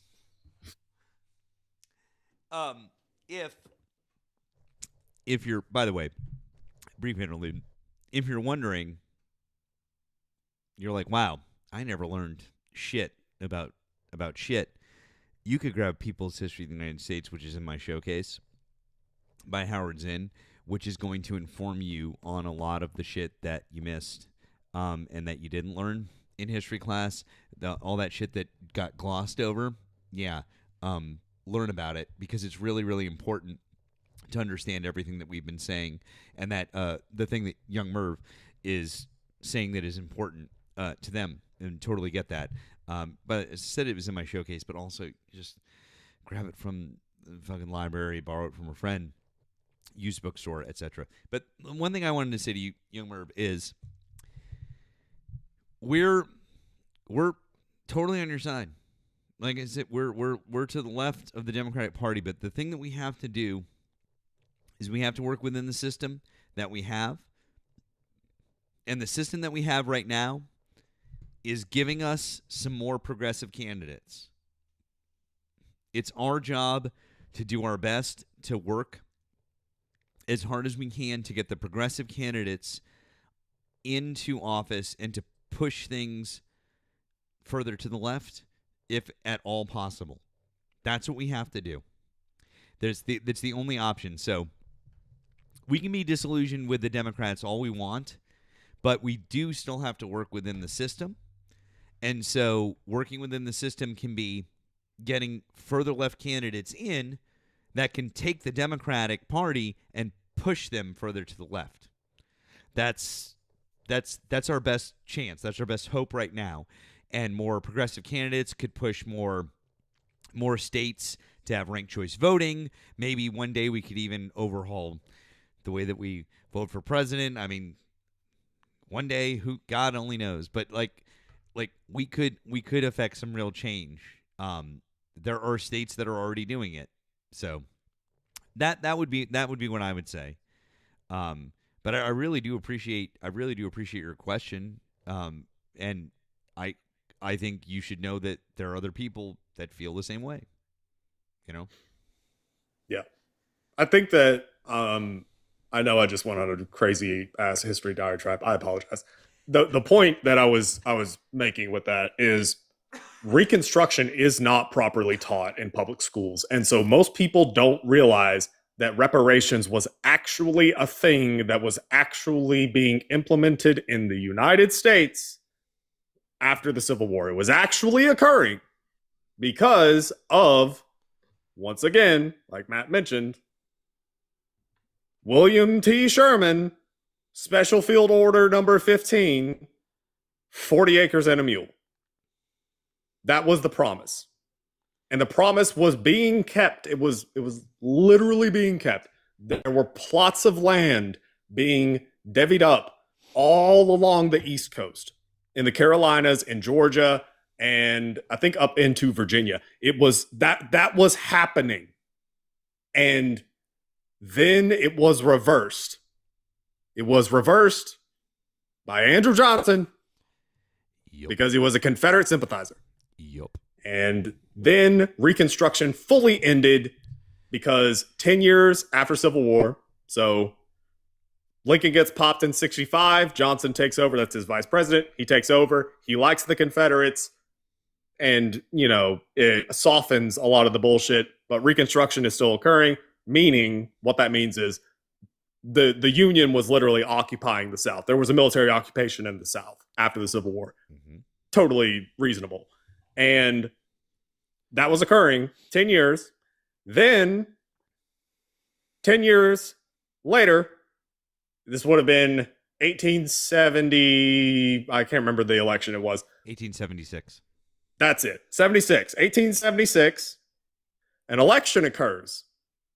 And it gets down to, I believe it was hold on. Yes. Electoral College, right? Compromise of 1877. That's it. Yeah. Yep.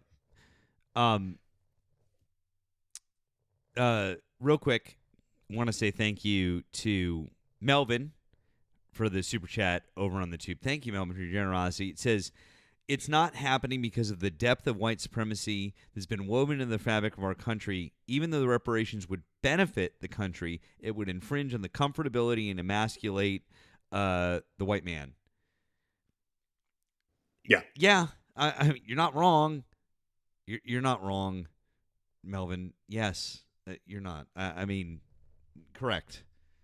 And it's sad that that's where we're at, but correct. Also, Young Merv, again, with another super chat friend. You're very kind. Thank you. Said, I learned through Neely Fuller Jr. that working within the system is the best way. I agree, brother. Sending positive energy to the Lebanese as well. Thank you. Listen, sometimes you got to work outside the system. Sometimes you have to do different things that are going to be disruptive. That's worked before. Right now, we can elect some candidates that are going to push things forward. I mean, Graham Plattner is out there. James Tallarico is out there. AOC might be gearing up for Senate. People like that in more positions of power are going to be a force for good. So I really hope that we can get more of those folks, into power. So thank you, Young. I really hope that that we can make it happen. We want a more progressive left. We really do. Dom, No, we don't. No, we don't. hello. Anyone that tells you that, Oh my God, it's Dom. Remind me who this is. Oh yeah, that guy. Oh, it's this little turd. Dom, you came crawling back after all this time. because your party is fucking crazy, dude. It's not healthy. They tried to. Dude, you're too fucking young to be up here, kid. But I'm older than. Yeah, you're not. We found out that you're like 14 years old or whatever the fuck it is. Oh yeah, yep. That's how I can. Yeah, we found. Yeah. So, anyways, bye, Dom.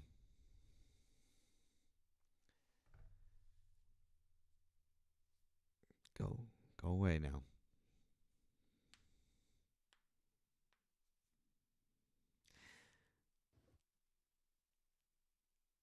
He's like 14 or 16 or whatever the fuck it is. Like he follows popcorn. That's all you need to know.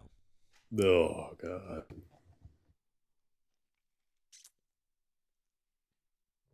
Oh yeah, that's right. And you bet me and Diava for fucking shit that you never paid us on. Like, get the fuck out of here, kid. Like, honestly.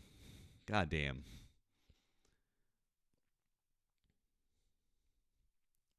Is this Trump support?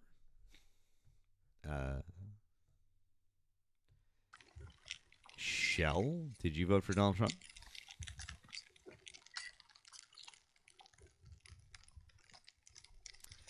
I don't think so.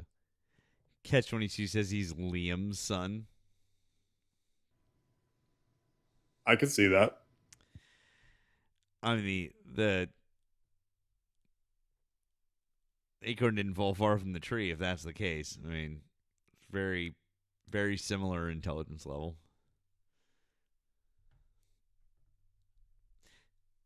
Yeah, what can you expect, right? He learned everything that he knows from Popcorn in terms of bets.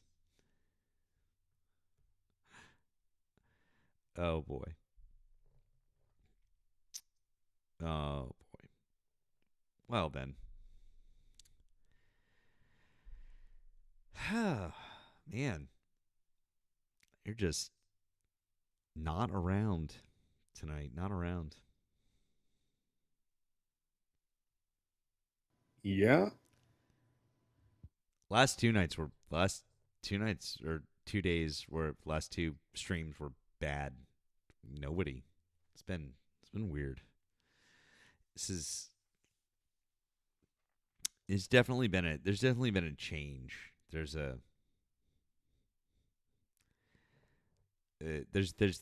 been a shift. Whatever it is, there's been a shift. Oh, by the way, did you guys see Lindsey Graham proposing the bill for $400 million for the ballroom? God damn it.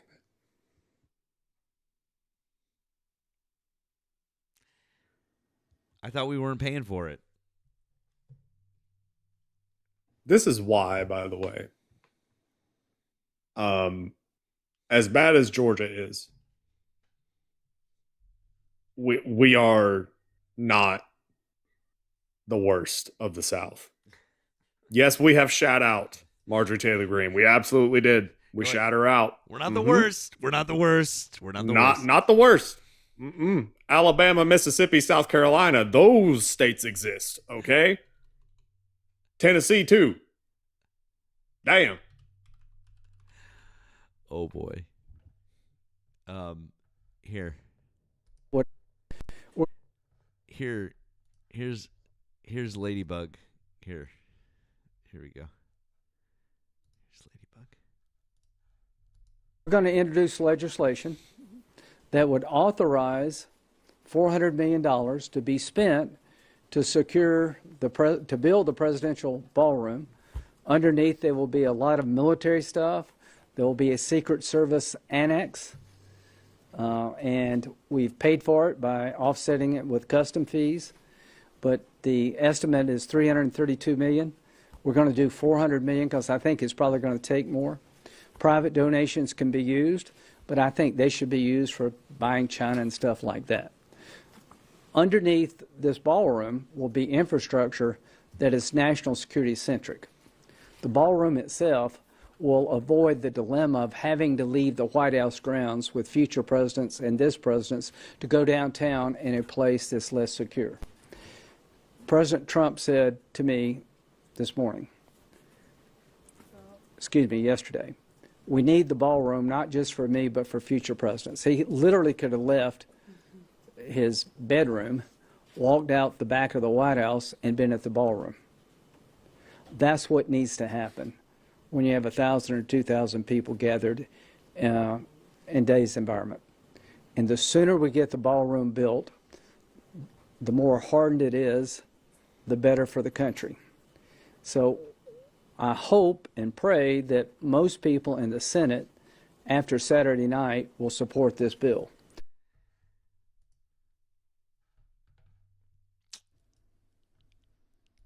Well.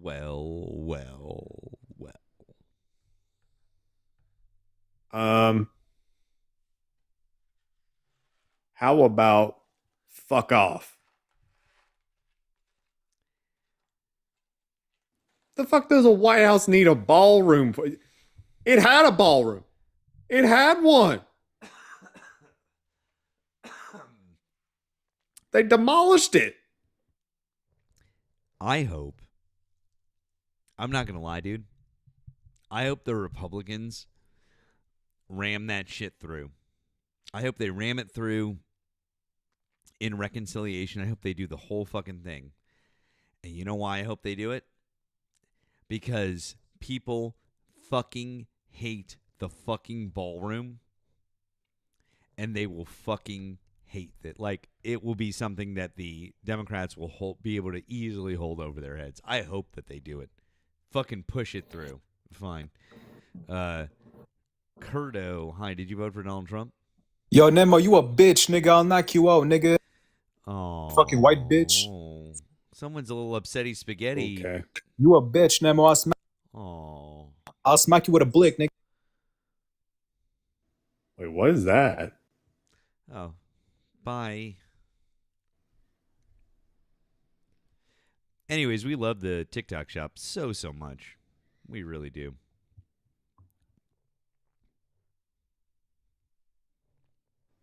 All right, then. Don't know if that was supposed to intimidate me. Anyway, yeah, nah. Lindsey Graham can fuck right off with that shit. Nah, dude. The White House had a ballroom. Like, I mean, this is very much a let them eat cake type situation. Exactly. I mean, it's dumb because they're acting like it is necessary for holding events, and it's not. Because like the hotel that they held it at this past on Saturday, the security sucked. Like, I mean, compared to what Secret Service normally does whenever they secure a location, it was nothing. They didn't do any type of like proper security for it. To the point that a dude can literally just Naruto run just and get through. Just like, all right, here we go, guys. Shadow clone jutsu. Boom. It's absolutely fucking absurd. And I've been meaning to point this out. Do you guys know how many attempts there were on Nemo on not on Nemo, on Barack Obama's lives? Do you guys know?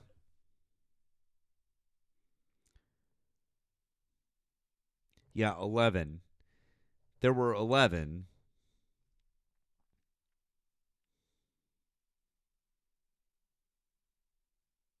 This isn't new. This isn't different. This isn't crazy. And by the way, you can read about all of them. This isn't just like random shit. You can read about every single incident. Yeah, Biden had some too. And George Bush had a shoe thrown at him.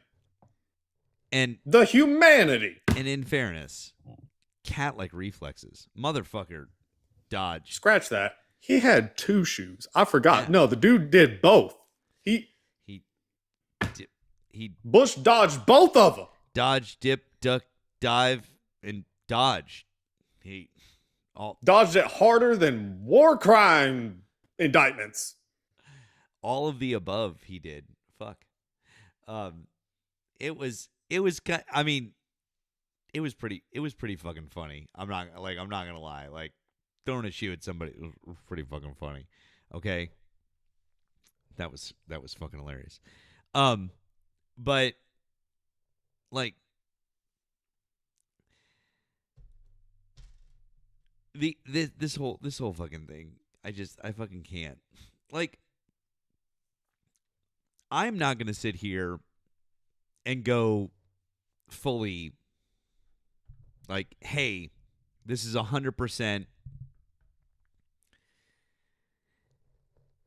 planned. This was set up, whatever.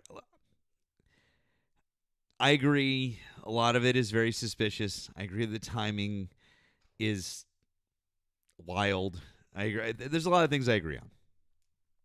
However,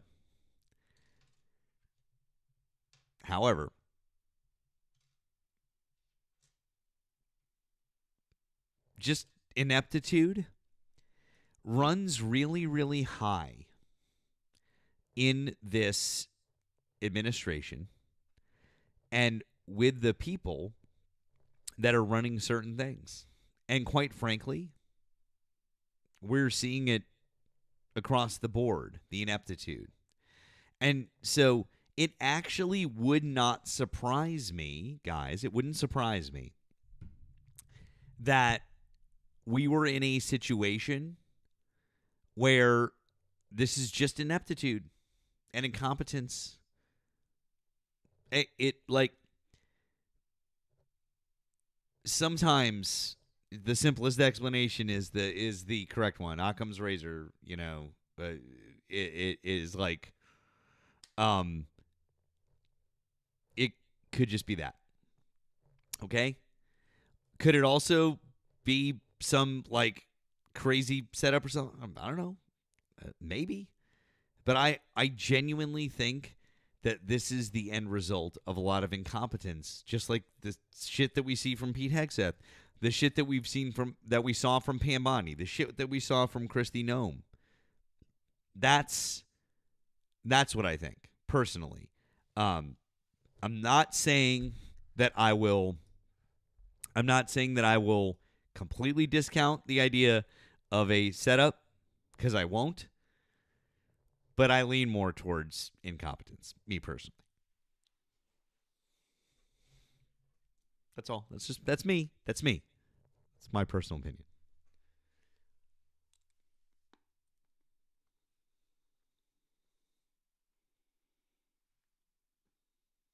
Yeah, I agree.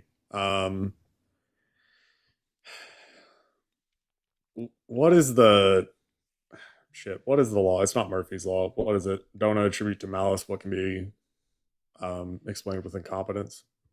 Wait, say it again. It's not Murphy's law. It's another's. Is it Hanlon's law?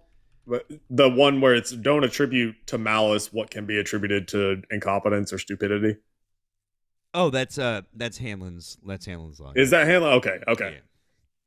Yeah. So, yeah. I mean, ultimately, yeah, I do think it was incompetence. Nemo, listen. If you want to go conspiracy, if you want to go right ahead, man. I'm not going to stand. I'm not holding you back here. I'm not standing in the way of anyone who wants a conspiracy post, right? Because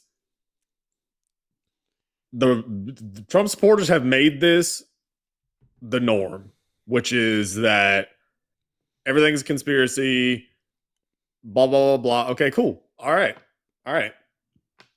If that's where we're going, then by all means, this is a conspiracy. Why is it that Cole's name saw a precipitous increase in searches in Israel the day before, or like 12 hours before? Why did that happen? I don't know. I'm just asking questions. Why is it that apparently was it Carolyn Levitt's husband said to Aisha something that she needs to be very careful almost immediately before shots were fired. Reporter. Yeah, there we go. Fox News reporter. I can't remember her last name. Aisha something. I know, but she called into Fox News, and then her audio just. Yeah. Interesting, right? Why is it? Why is it that security was not as tight as it should have been at the Hilton? That is weird. That is weird. Yeah, again, I didn't say that I would completely discount it. I'm just saying I lean incompetence just because of all the other evidence that we have. That's all. It's almost like at this point, dude, it's almost like I feel that they're not fucking smart enough to pull off a fucking like a thing like that.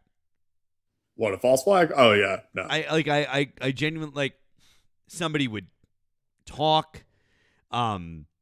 It would be leaked. It would be this.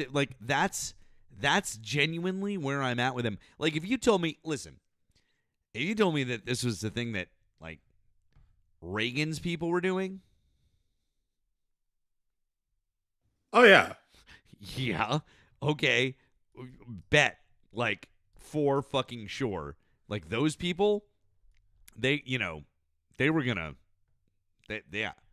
For sure. I mean, people went to they would go to jail before they would like give people up. Okay, that's legit. Oh yeah. These people, they are literally throwing their pregnant wives in front of them. They're like, oh, no, not me. Like, right? Yeah, no fucking way. You need like this insane, like absolute loyalty, willingness to go to prison, willingness to like for shit like that to work. And none of these people have that. Like, the only smart one is Marco Rubio. Like, that's the only smart one. And Marco Rubio is not like, fucking Einstein. Like, I mean, he's like a bog standard neocon. The rest of them are just dumb. Just wow. It's just god damn. JD Vance is just weird. Clearly hasn't talked to a person from Appalachia in 20 years. Like, doesn't know how to talk to a normal fucking person. And Stephen Miller keeps thinking that he's Goebbels when he's just not. He's Pee Wee German.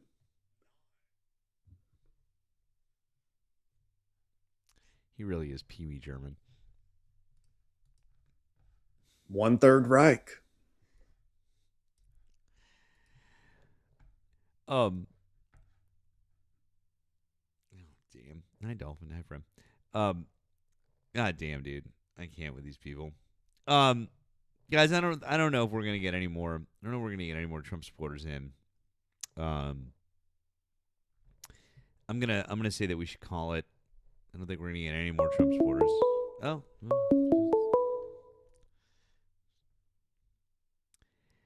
Thank you for calling the stream. Did you vote for Donald Trump? No, Matt, it's Melvin. Melvin, hey friend, how are you? Not too bad. How you doing, Nemo? How's it going, man? All right. And the only reason I call because it's so dead. And I'm frustrated. I will say I'm frustrated because I know we talk about Iran, we talk about a whole lot of other things, and I know you try to stay from interjecture on stuff that's personal, but we talk about this ballroom that's over $400 million, and I'm going to talk about the education thing because it's near and dear to me because I work with kindergartners every single day, and I see it because I live in a red state, and I see the education that these kids are no longer getting, that it's just killing them. I know in the Cleveland public school systems, 400 of my fellow teachers are gone because the funding is gone. One of the things I like to do is with the kindergartners is teach them how to play chess. And I had a chess club with the elementary school. I had to stop that early because the funding couldn't take them to these tournaments that they used to because the funding is not there because budgets that we used to have are no longer there. Some of these food programs, I mean, I see kids that their only meals for the day are going to be what we serve for them at school, and they're taking. It's so unnerving to see. They can make a $400 million ballroom, but they can't think about these kids getting fed, getting proper education, and we see it time and time again, and it's like they do not care. And it's frustrating to me as an educator who wants to educate the kids. And I'm an educator. I'm a dietitian. Sometimes I have to clothe the kid, get my coat, put socks on them. And why? Why? Because you have some pious people who think that it's okay. I mean, I listen to some of your callers, and I'm just like, I want to come through the phone and rip their throat out that they want to talk like this because it makes the country great. I agree with you. I agree with you, friend. I mean, obviously, you certainly know by my reaction sometimes that I want to do the same thing. Oh, I know. So, I know. but they don't they don't care. And it enrages me, as well, having so many family members who are educators who have been involved in the education system. Um, uh, I just have great respect for it and a great love for it, and I am very, very upset with the way that things have gone in this country, and the further dismantling of the Department of Education is disgusting, and the way that these people talk about it like it's some big win, and they don't even know what they're talking about. They have no idea what it means for them, and some of them rely on it. They don't even know that they rely on it, which is absolutely insane when we talk about MEPs and all these different things. And so I just I I I'm with you, friend, and my friend Erika, our friend Erika in the chat said you got to control what you can, and I think that you're I doing an understand. excellent. And hey, I just want to tell you that from what it sounds like to me, that you're doing an excellent job, friend, of controlling what you can and doing right by the kids that you're teaching. Okay, I just want to tell I you, appreciate that. it from what I can tell, friend, you really are, and quite frankly, as kind as you are with the super chats and all and different things like that, you save those, and and put them towards the kids. And I want to remind everybody too that Melvin's shop is still linked in my link tree. You guys can find it right in my link tree. Okay, so I really want you guys to go and check it out. Please go and check out Melvin's shop. It's down. It's the Mag store. You can find that link in my tree. Okay, so I appreciate that, Matt. absolutely. And because I was listening to Nemo, and he's absolutely 100% correct about just how our whole history has been whitewashed and minimized to something to the point where it should not be surprised about how our history is just totally just not even talked about in its correct vernacular, because you have somebody who's just going to try to put it in a 40-minute time frame, and it's to the glory of the country. So I'm not surprised how many people does not know our true history and how it's been stripped away in each and every time, and they're still trying to strip it away. And it doesn't surprise me, but it also just goes into the narrative about how, and like I said, I listen to you guys, yes, because number one, it's therapeutic that there's people out there that have the same mindset that I do, and it makes me feel better. And I can say to you and Nemo, truthfully, you guys aren't invited to the barbecue. You guys are sitting at the front table of the barbecue, the way I feel, the way you guys are when it comes to like Erica and myself, and how you guys have that mindset that, yeah, they get it. That's all I can say. You guys get it. So, like I said, you're at that table. But it's almost like Erica, myself, and other people of color, it's like the first thing we have to do is we have to give you our resume just to have you understand that we are fully functioning human beings and not look at our color. And it frustrates me to the nth degree. But I understand why, because we've had to do with this for so long. Our history has been eradicated for so long that it's not surprising that people treat us the way they do. But that's me off my soapbox, man. I just felt like I had to give my 5 minutes. It's all good, friend.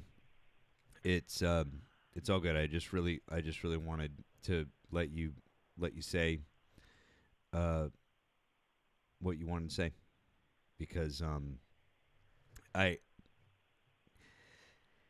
I think that you're absolutely right to feel the way that you feel, and do our best to try and put a voice to it when we can. So And, and like I said, you guys have been. I appreciate what you're doing and by promoting my store.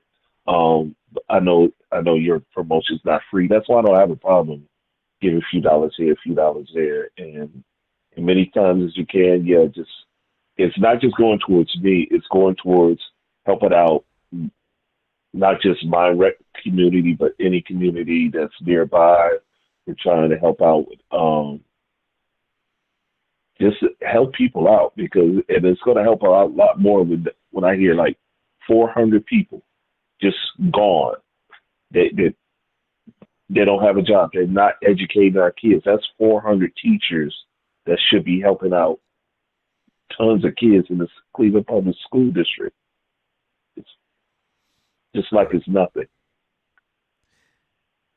yeah, yeah, I know, we know. It's supremely, it is supremely disappointing to all of us, but we're gonna keep pushing. We're gonna keep pushing to the midterms, and we're gonna keep trying as hard as we can. We're gonna push back. You know what? They're gonna keep fucking up to the point where we're gonna, not only are we gonna take the House, but I'm really starting to believe that we're gonna take the Senate. You know what? So And I want you to have some faith there. I am, and like I said, any chance I get, I want to make America together and make America great. Period. Go to the store. You'll find stuff for everybody, and I do need everybody, every walk of line, and everybody. Yes, absolutely. And I want to point one thing out. The reason why I have the link to Melvin shop in my in my link tree is because Melvin is taking portion of his proceeds, and he's making sure that it goes to help out his kids and his students. And so in supporting him, that's part of what this is about. So if you see something there that you like, then that's what that's going to help. So that's the reason why I think it's a very worthwhile thing to go take a look at. And if you see something you like, grab a shirt from our friend Melvin. Thanks again. I appreciate it, and I'm gonna let you find some people that you can really go off on, because, like I said, it. All right. All right, friend. Well, listen, we really hope that you have a good. I really hope you have a good night. Okay, friend, really do. Yeah. All right. Bye.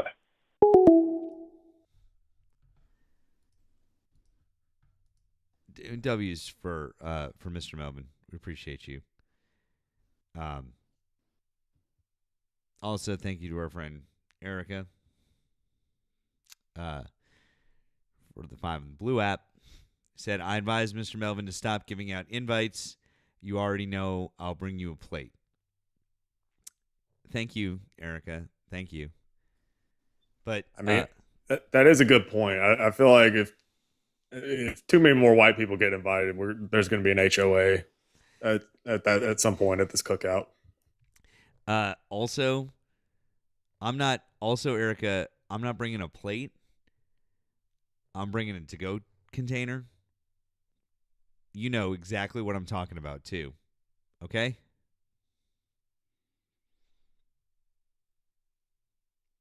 You know the one I'm talking about. Okay? Because that's what you bring to the fucking cookout. Bring a fucking plate. I'm bringing a fucking with the sections, and yeah, exactly. That's what you bring to the fucking cookout. Get the fuck out of here. Anyways, guys, let's let's wrap. Well, let's wrap up. It's 1:45. We're close. At least we had some people to talk to tonight. That was good. Really appreciate you guys being here. Once again, please make sure that you subscribe both to me and to Nemo. Nemo's link is right down here in the description over on the tube. You're following myself and Nemo, and then you'll click through and follow our backup accounts over here on TikTok. If you're not already, I am on the Twitch on the purple app over there. If you like Twitch and you want to subscribe over there too, it's free. Feel free to go for it. Also, thank you to our friends who suggested that we begin to monetize over there. I did set that up, so hopefully that is live or will be live. I appreciate the suggestion there. Thank you. If you would like to offer any additional support, like you've heard other people doing, you can find it in the description. You can find links both to myself and to Nemo there. Or if you'd like to do so here on TikTok, you can do it via the links in our bios. So links all kind of end up going to the same places that we were just talking about. And one last thing, please consider joining up on Nemo's Discord. You can find links in both of our bios to get there. Yeah. So I don't know, man. What do you think? Where should we ship off to tonight? Your choice, your call, please. All right. Real quick, Erika, thank you for the blue app. You said just for that, you get an extra rib to go. Well, thank you. Thank you for that. I appreciate it. Thank you. Let's see. You said we rated pickles last night. We did. Last night we got pickles. All right. Say we rate Joey. I like it. Let's go see Joey. Delightful. Thanks, Erika. We appreciate that. Yeah, W mods. Always W to our mods. Our mods are absolutely fantastic. We appreciate it. Here, that's where we're gonna go. We're gonna go see Joey, guys. Once again, please make sure that you're following both of us. Make sure that you're that especially when you're following with Nemo, a lot of times you're going to make sure and see him out on these wild TikTok streets. Have your notifications on, and wherever you see him at some point, randomly at 4 a.m, go say hello, offer some support, do that. Or if you see me somewhere tomorrow, mid-afternoon or something like that, do the same thing. We appreciate when you guys do that. I've said it many times before, and I'll say it again. I think we're very, very, very lucky to have one of the best audiences on TikTok, and so really appreciate you guys being here, day in, day out. And speaking of, tomorrow night, 10 p.m.